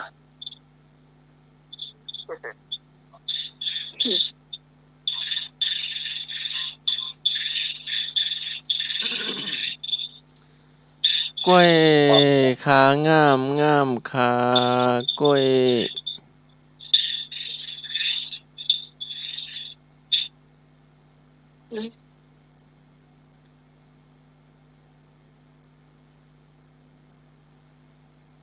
อ้าว กล้วยขางามขากล้วย เจ้ามันเป็นจะไร เนาะ มันเป็นจะไรอะ มันคือกันฮะ ผมเคยได้ยินกระเตื้อนี่ยังอาจารย์จะมากว่า คนเราต้องพึ่งพาอาศัยกันว่ะ อืม มัน อัน เป็นจะไร นี้ถ้าจะฮืออย่างแม่หรือป่นกำกล้วยไว้พี่วันถ้าเกิดมันใหญ่ๆมันจะโกน นี่เพิ่งพาใส่กันนะเนาะ อืม ความหมาย มันถ้ามันย่านนะมันจะโกนแต่นะมัน โกน เกลื หลัง เนาะ โกนใหญ่หรอพ่อ อืม มันเป็น สิบ ไม่ กว่าหวีอ่ะเนาะยาวโจ้กันเนาะ เจ้า ไม้กำไปช่วยกล้วยไว้นม ครับ ไปจำไปช่วยยังก่อน ความหมายก็ จ้า เป็นอาจารย์สมมติว่าจะความหมายก็เพื่อนกันเนาะ เจ้า แต่จะเป็นของก้อยปัดไอ้นี่ก็ถ้าจะมีความหมายดีอะเนาะ ครับพึ่งพาใส่กันหรอกคนเราอยู่คนเดียวได้ในโลกเนี่ยต้องพึ่งพาใส่กัน ได้ละจ้า ครับบ้านใกล้เรือนเคียงต้องรู้จักกันสามัคคีกันแกงถึงใต้ถึงเหนืออย่างเนาะ จ้า แกงไว้แลกกัน พระเจ้ายามที่ไกลไว้แลกเมื่อแมลงมาได้อันน้ำเมี่ยงกับน้ำปูอ่ะโอ้คาราดอ่ะ เนาะดูมาเอาเดี๋ยวกว่าพี่ขอติดต่อให้นะ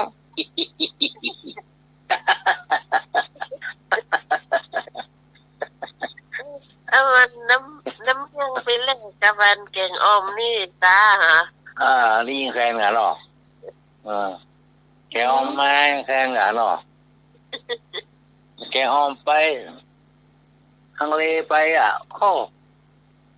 ได้หัวแคร์ไหมอ่ะ พ่อแค่พ่อแควนกะ อืม แล้วน้ำเมี่ยงมานึกถึงเบาเนอะอืม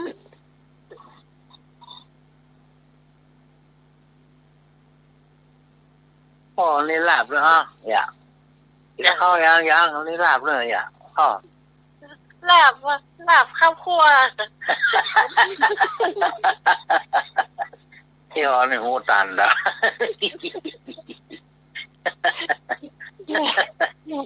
โดนหลายก็ให้โดนมันรัวให้โดนบ่อย ต้องหยาบต้องเทหนึ่งใส่เนื่องก็กลัวนะทำโมโหเขาฟันตับ ล่ำกันนะเขาก็ว่าเราด่า จ้า เนี่ยเขาเรื่องเขาเรื่องแชร์เนี่ยนอกด่า จ้าเข้าใจก็คงว่า เขาล่ำกันเนาะมันเหนียวนี่เราด่า จ้า เขาเรื่องเขาโคตรเลยเนาะ ถ้าพระเจ็ดจากเดลาเขา ไม่ใช่ข้าวคั่วนักลำไป พ่อเทน ค ข รั อบ ง เด็ก โด เนี่ยป้อมจิ้นไก่มีตั้งได้เฮ้ข้าวคั่วข้าว อันนี้เขาเรื่องไผ่พระบดีขี้ข้างตบโป๊ะเป็นเก่า ที่เดี๋ยวได้มันมีการข้าวคั่วนะคะที่ได้ อย่างที่มานะคะพอนึ่งใส่หม้อซึ้งมาเรียบร้อยอันมันยกไปก็ยกมาเนี่ยเอาว่านั่งที่เต้มันหัวปลา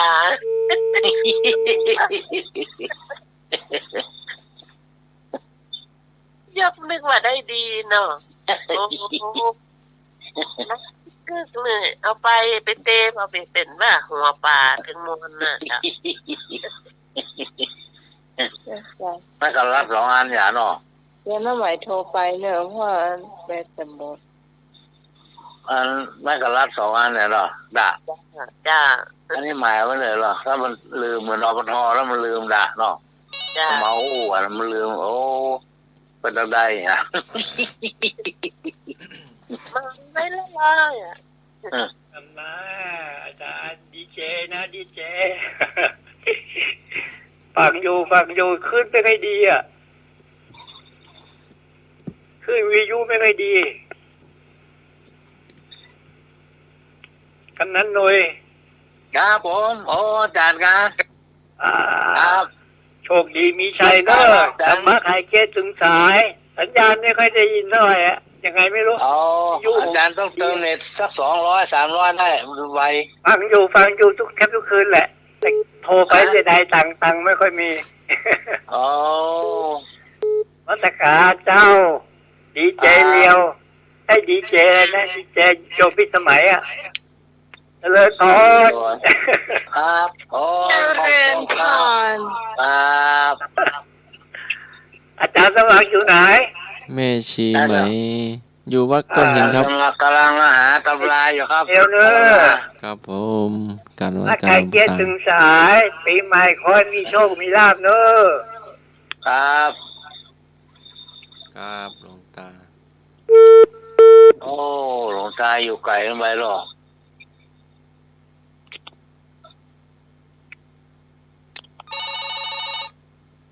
อัน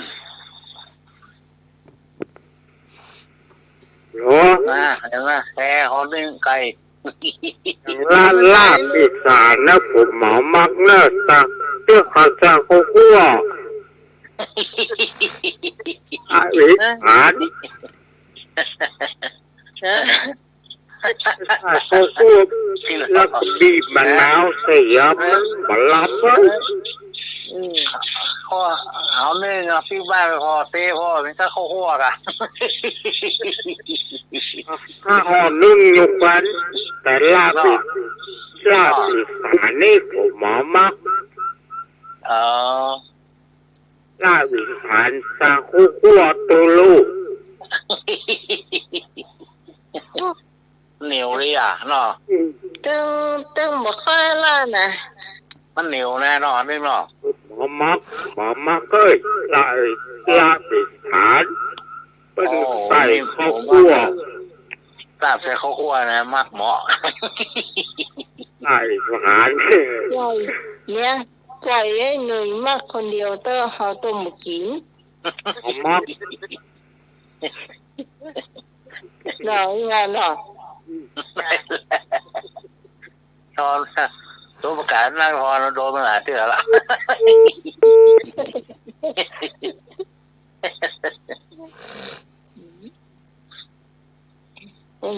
โดนลุม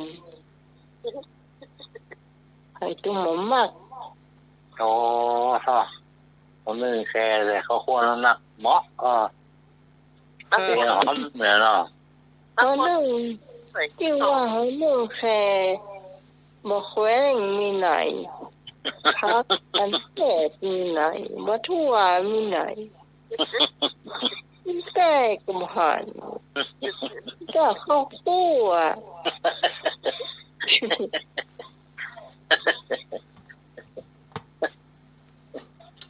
ถ้าแบบนี้รักไปทางใดดักแซ่บป่ะจ๊ะ ย้อม นั่นแหละจำมันก็ ลมแรมไปดีนะ อยู่ยังอยู่อาจารย์ยังอยู่เลย จะขึ้นเนี่ย สัญญาณอันตราย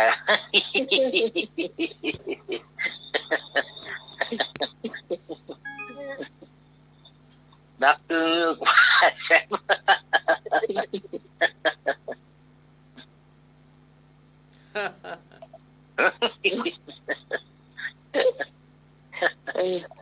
ต่อไปเขามีเจียเหล่าเนอะวันนี้นะ เลยอะไรค่ะ เจียเรื่องนี้มีว่า มีผู้ชายคนหนึ่งเป็นหน้าตาหล่อเนอะหุ่นดีหน้าตาดี เป็นลูกไห เป็นลูกไผ่เฮากูได้ถามสักกรรม โอ้ จู่ว่ายายกุมหู โอ้ยข้อ แล้วก็ไปซื้อหมาตัวหมานี่แปลงผ่องหมาตัวนี้มีชื่อว่ายายกุมหูเหมือนกันนะไอ้เตอะซื้อหมาใหม่หรอไข่แปลงหาคนหลอก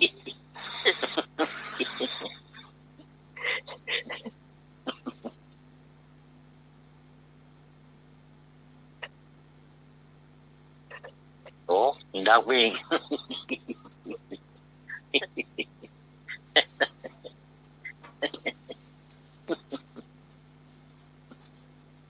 เพื่อนมันจะแค่หัวคนเดียวล่ะ กลัวกลัวพูดตื่น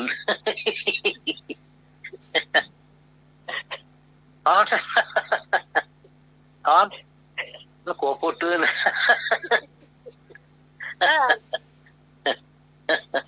ที่เหลืออย่างก็มาทำมาก็ฮู้จักแถมแล้ว ถ้ากลัวเพราะแค่หัวคนเดียวมันกลัวพูดตื่น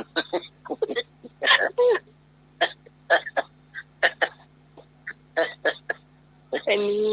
คนนี้เนาะเปิ้นก็มีคนที่เปิ้นนับถือคนหนึ่งก็คือเอาหมาตัวนี้เอาหมาที่เปิ้นซื้อใหม่อะเอาให้เฮือนอีลุงคนหนึ่งอุ้มเพราะว่าสาเหตุของเปิ้นนี่เข้าใจว่า อันนี้คือแตนเจ้าของเปิ้นน่ะเจ้าของหมาเพื่อไปท่านไปนี่จะได้เฮ้ยวานนี้ลงคนนี้เอาเกียเข้ามาอย่างได้อย่างอะไรเฮ้หูจักเป็นมิตรไมตรีก็มาไว้ก่อนอยากก็เลยยื่นมาให้อุ้มแกก็อุ้มน่าจะไรบ่ฮู้เท่ากับหูใจหมาเนาะหมาไม่รู้หัวใจก็จะว่าโอ้รอก็ไม่รอมาอุ้มเฮาอย่างน่าก็ต้องพอนะมาตัวนี้นะไม่จะมาหูต้องบอกพออีลุงคนที่อุ้มกันแล้วนะ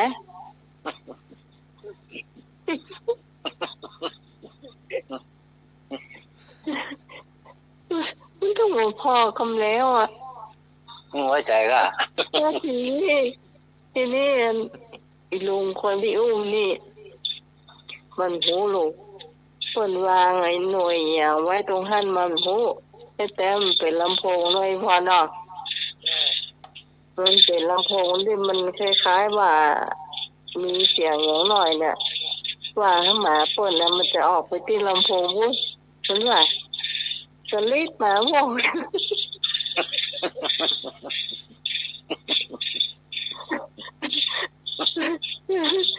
เสียคนนั่นได้ยิน อะไรหน้าหนุ่ยว่าไงนะ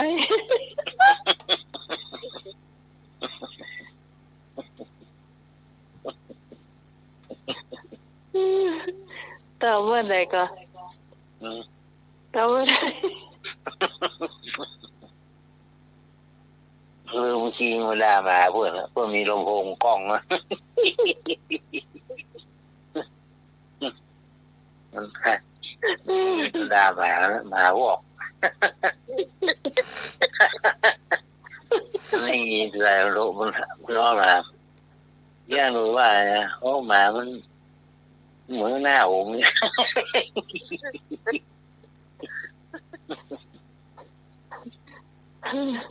หมาว่าซื้อมันเป็นหมื่นไม่ได้ว่าหมาบอก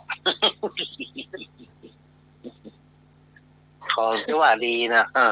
พอซ้ำๆเติมมองหน้ามันเหมือนหน้ามอมเหมือนรอปอหมาเลยแม้แต่หมาก็ยังเหมือนเนี่ยเราให้ฟังเหมือนเราหอฟัง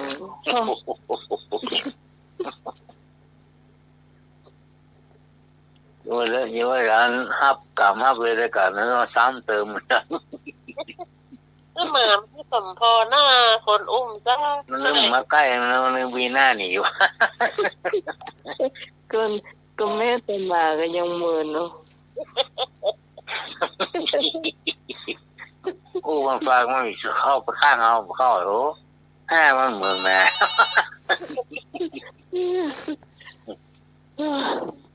อีทโน้ขนาดบักปลอดขนาดหมาจะเหมือน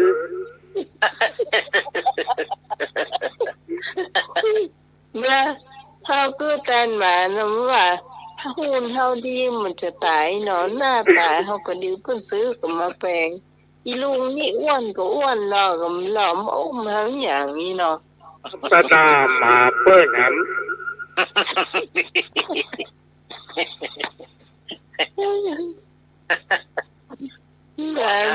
ว่าก็ซ้ำเติมเหมือน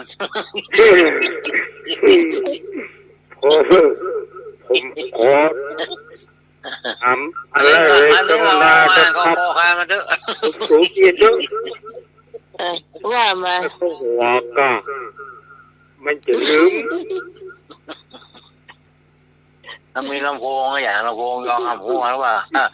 อว่ากระป๋องเลยกระป๋องอ้อมสีนี่โอ้เป็นลำโพงไม่ห้านกล้อง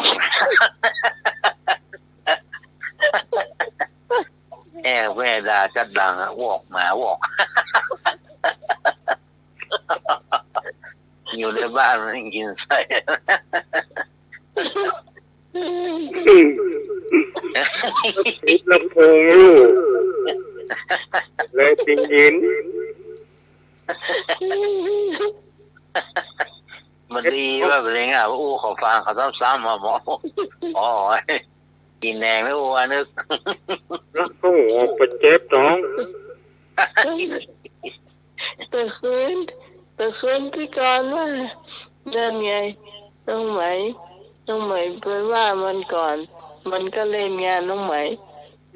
บู๊ก่อนบู๊ต่ออีกเล่นงานบู๊ต่อจะเอาคืนนี่ผมก็ตามมาลอนน้อยนะครับอันนี้มั่วหมาดีแล้วก็แม่มันสั้นเนี่ยตาใหญ่ว่าต้องมาเรื่องมอแรกว่าตาบินหน้าหนีที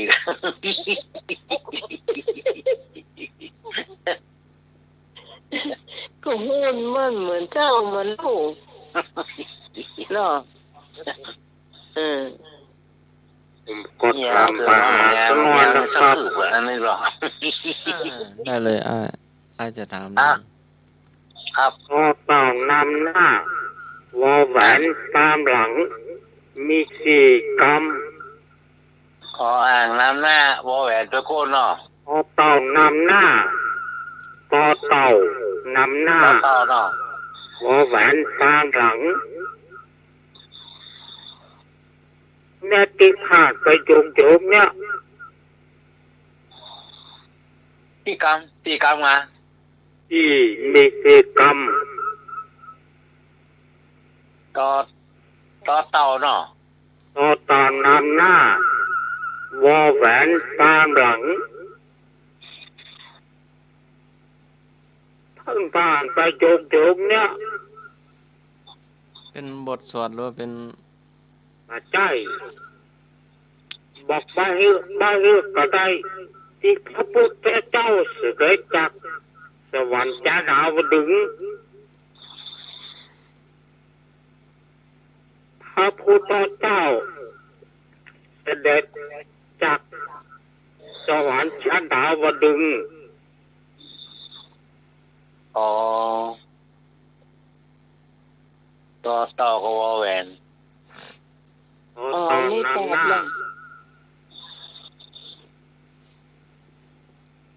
บิณฑบาตเทโว ถูกสองค วินวาเทโอไอโลดานะ โลหะนะ ำใช่ใช่มีสี่กำเอาสี่กับสี่กำเพาะ ตักบาตรเทโว ถูกต้องแล้วครับหลักบาทเทโวโลหะนะนะโลหะนะครับ หลักบาทเทโว อ๋อ เอาแค่สี่กำบละ ครับอันนี้ก็อันยังอยู่หลังโรงเรียน อยู่หลังโรงเรียน ครับอันยังอยู่หลังโรงเรียน ไปตอบเถอะ นอนหนู ถูกต้อง หนูน่าแก่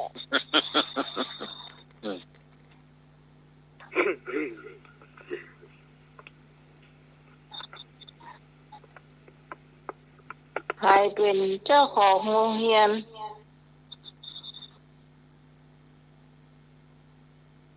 เอามันยำมันเอา ใครเป็นเจ้าของโรงเรียนนี่เหรอ อืม รู้อะค่ะ ปาโล ของเฮียน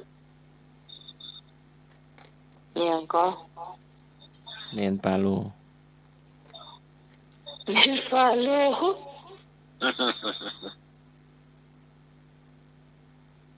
พี่พรตอบว่าใดคะ หนูเป็นเจ้าของโรงเรียน ถูกต้อง โรงเรียนของหนู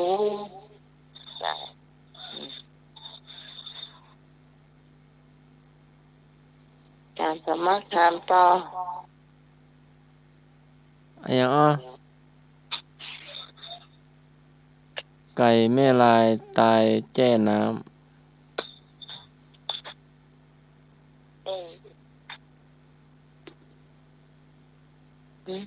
ไก่ไม่ลายตายแค่น้ ำ ำราคา แต่เป็นของใจนะ เป็นของทำมาหากิน ไตไตเหรอ ถูกต้อง อย่างก็ ไต ใส่ เจ้า อย่างสี่ขาปกขึ้นฟ้า อ้าปากกินคน อู้ แม่น หัวหมด อดหนาวกลางยาวอดฮ้อน น้ำบวยกับปาก ถูกต้อง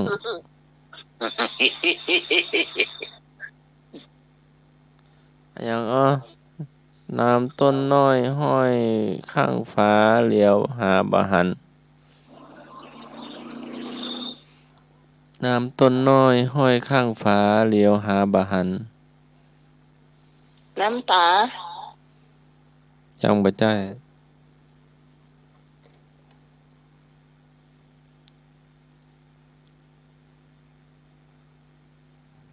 น้ำตาเฮาให้มันใจนะ เจ้า ใช่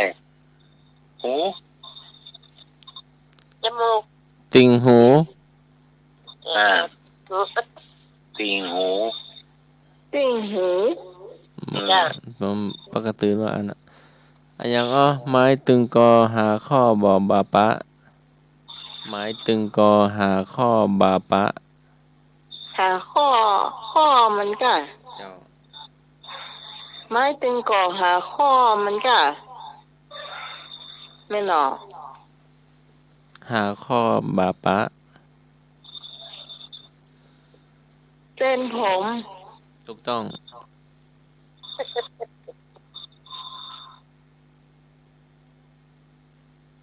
ไหนเคี้ยวเต็มปากเคี้ยวเข้าไปได้ หวี ถูกต้อง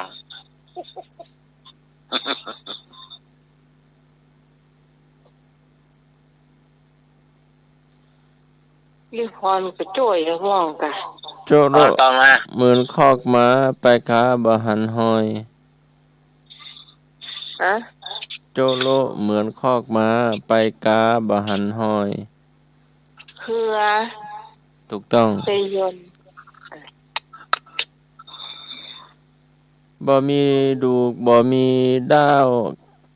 ก้าวง่าวอยู่กลางนา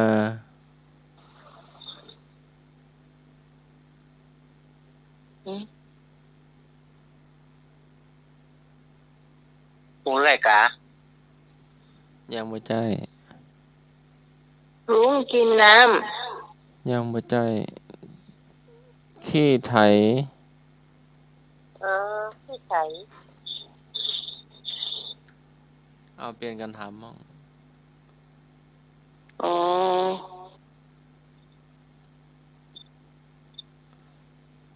อย่างสูงแล้วต่ำดำแล้วขาวยาวแล้วสั้นมั่นแล้วคอน อันนี้พี่พรตอบน้องตอบได้เนี่ย ข้อแรกเป็นยังก็ว่าไม่ละจ้า ไอ้เหนื่อยก็ตอบได้อ่ะ ที่บุรี โอ้สนใจมือตื้อสาวาพุ่น หืม ดำแล้วขาวกับผมมันก็ยาวแล้วสั้นมันก็ ตา อืมมันละคร ครบแล้วล่ะ มันละคร มันละครกบฟันนะกะคอนเที่ยวเที่ยว ได้อย่างแหมจานสมัคร ในนี้ว่าคนแก่แต่ทำไมตอบละเอียดดีเนาะ ครับ แม่นละแม่นละ เออ ปกติรวมปลุกว่าคนแก่คนเฒ่า มันละครหย่อนเล่ายานเนี่ยอืม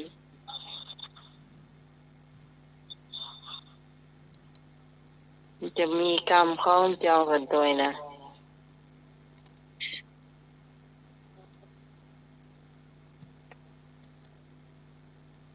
ตายแม่มาดี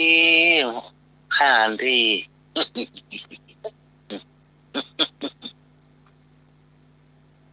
ตัวสตางค์ยองอันนี่ใบปันกัน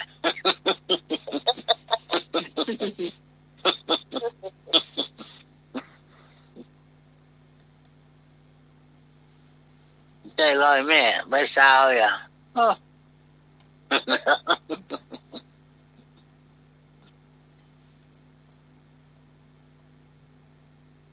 เดี๋ยวนี้ง่ายกะใบซาวกับใบปันมันจะเหมือนกันละกามพูดในหูเลยว่าใบซาว มันนั่นมันหมื่นเดา ครับ จับมือนกะ อืม คืออย่าเฮาจะเอามาเรียงกันนี่นะก็แทบจะบดมันมาได้อะต้องมีอย่างคาดไว้อะหมื่น ฮัลโหล ฮัลโหล ฮัลโหล คนทรมหวายกระจายเท่าแม่น้ ไอ้พงอ่ะ อืม ำฮะ ดวงตา หลวงตา ต้นเท่าลำหวายกระจายเท่าแม่น้ ของตากสิบ ผักบุ้ง ำไม่ใช่โยมพิสมัยเคยทำงานมาแล้ว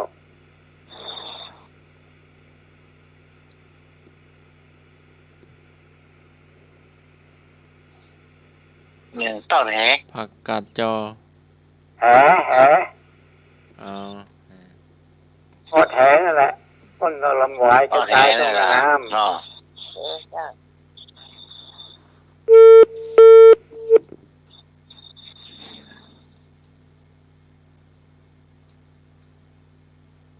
เป็นหัวมีตารอบตัวเนาะ ใส่ ฮะ ใส่ ใส่ จ้ะ ใส่ถูกนะครับ จังจ้ะสับปะรด ถูกต้อง ตามรอบตัว มันบอกว่าเป็นหัวพี่พรอยากไปเรื่องไงมันบอกว่าไปเกินบุล่ะ ไอ้เนาะที่หัวไม่มีปาก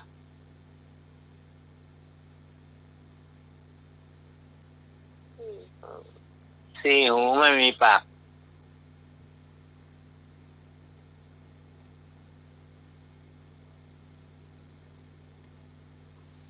มุ้ง ครับ ถูกต้อง ว่ามีปากถ้าใหญ่อันเข้าไปได้ พูดเหรอ มันพูดว่าสี่หูอ้าปากกินคน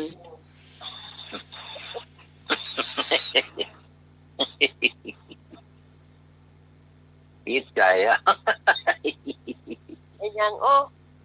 ปอกในกินนอก อ่า ปอกข้างในกินนอก ออกข้างในกินนอก จะ ออกข้างในกินนอก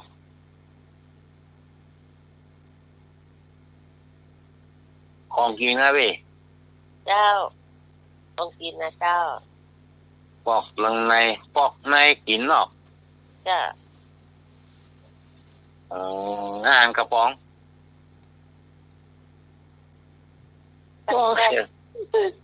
พวกตั้งในปุ่นนะ จะ ปอกข้างใน ผ้าแล้วก็อันปิ้นเจลินออกมาอย่าไปนู่นเราไปล้าง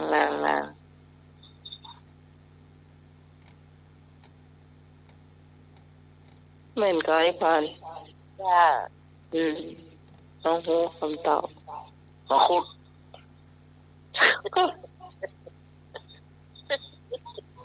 โอ้ มะม่วง ต้องกินทั้งนอกมันได้อืม กล้วย นะเขาจะบ้านตอบมา ำสวัสดีครับ เจ้า ไก่แม่นก็ครับ เหมือนแล้ว ปอกข้างในกินปอกข้างนอกกินข้างในปอกในกินนอก ของเหรอ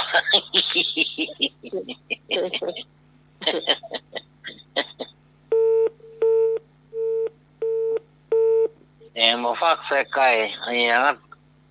เอาไปเป็นม่วงเป็นเงาเพราะว่าสูบกินเนาะ แต่หมูฟ้าใส่จิ้มไก่กินบ่ได้ใส่กามสองตีนเนี้ย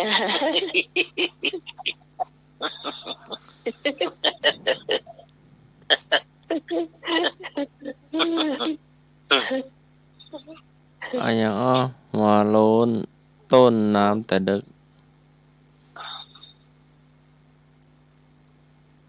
หัวล้น ว่าไหมอ่ะ หัวโล้นต้นน้ำแต่ดึก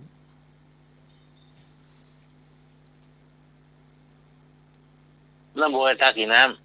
ถูกต้อง ำ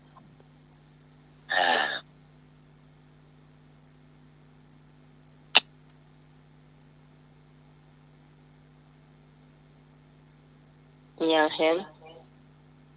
หัวก้นชี้ฟ้าหน้าถลายดิน โอ้ย อ่าน ก้นชี้ฟ้า ก้นชี้ฟ้า อ่า ปากหาอาหาร หอยเนาะ มาใต้ ฮะ มาใต้ก้นชี้ฟ้า ปากหาอาหาร ก้นชี้ฟ้าปลาอาหาร เป็ด เป็ด จารย์สมัครตอบก่อนนะ เป็ดแม่นก่อ เจ้าเป็ดลอยดำเวลามันดำหาหอยเนี่ย ฟ้า เต้นชี้ฟ้าเนาะ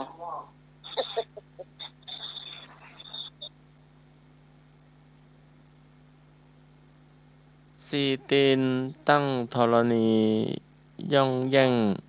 อ้าปากขึ้นเทิงฟ้าคาบงา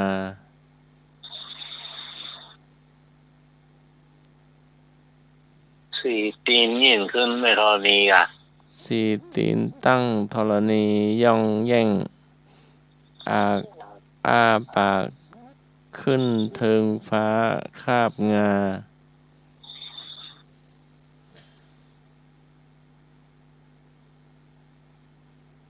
คนตกจ ข้อง ข้องอ่ะ เจ้าเป็นจะได้ ข้องมาแนวแล้วเนาะ ำง่วงไม่ ข้อง เห็น เพื่อมาแนวอ่ะเสื้อเต็ม ไม่รู้ เส้ ป น ก น่ะ ตื่นเขาว่างั้นน่ะ ง่วงมันมนนะ อืม มีสีแก่ นี่ หมด ตีตีนเลย มีเปิดสามปีเจ็ดสิบห้าน้องไหม ไม่ก้นมันกะก้นมันน่ะสีแจงอ่ะ เป็นสามสีแก่นั่นน่ะคนมันน่ะ เขาก็บอกเคยหารกับเตือนนะบ้านเฮาหมี ข้องนะถูกละข้อง เขาใส่ตีนมันตัวกะ ครับ ถ้าบ่มีตีนมันโค่นกะ ไม่ก้นอ่ะนี่ว่าตั้งแล้วอืม มันมีที่ตั้งอะกะทำ ครับ มี ถึงว่าเพื่อนวัดห้อยเอวอ่ะเพื่อเกี่ยวห้อยเอวปลาเสาะปูเสาะปลาได้มากับจอมไหมอ่ะ จ้ะ คำถามสุดท้ายมา เผาลุงหน่วยมีก่อ ทำสุดท้ายเนาะ จ้ะ ใส่หมวกดำตัวดำใส่หมวกขาว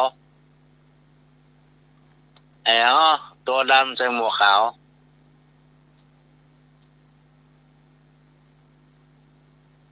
1 2 3 4 5เอาเก็บไปก็ทิป คนเผาทาน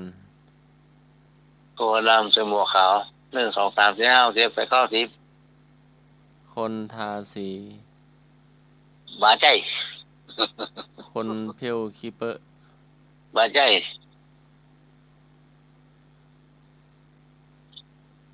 ตัวดำใส่หมวกขาว ละออนเล่นขี้หม้อบ าใจ กิมจะกิมจะกิมจะกิม อันยังอ่ะ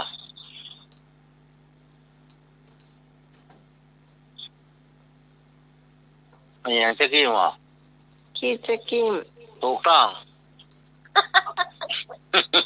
ทำเลยนะคะโอ้มันที่สาวสักหน่อยเลย ตัวดำอ่ะ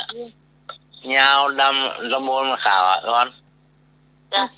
ต้องกูหามันแล้วเนาะ อืม เราก็ตอบไปเลยเฮาเนาะ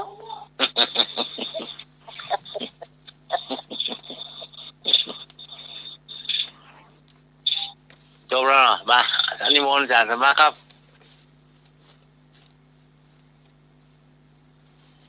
เข้าใจ1 2 3เดี๋ยวให้แซงอย่าตะคืนละ แป๊บนึงหายไปไหนแล้ว โอ้โห เอาอยู่ จะ เจ้าเหมือนกัน เชมัตตาสุขังทีโล ผู้สลาดควรสละ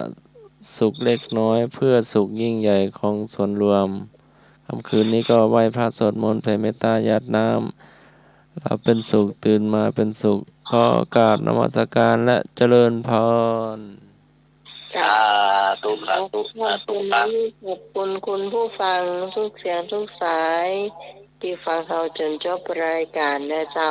ขอบคุณพระอาจารย์พระครูสมุวิศวัตวรกิจโจ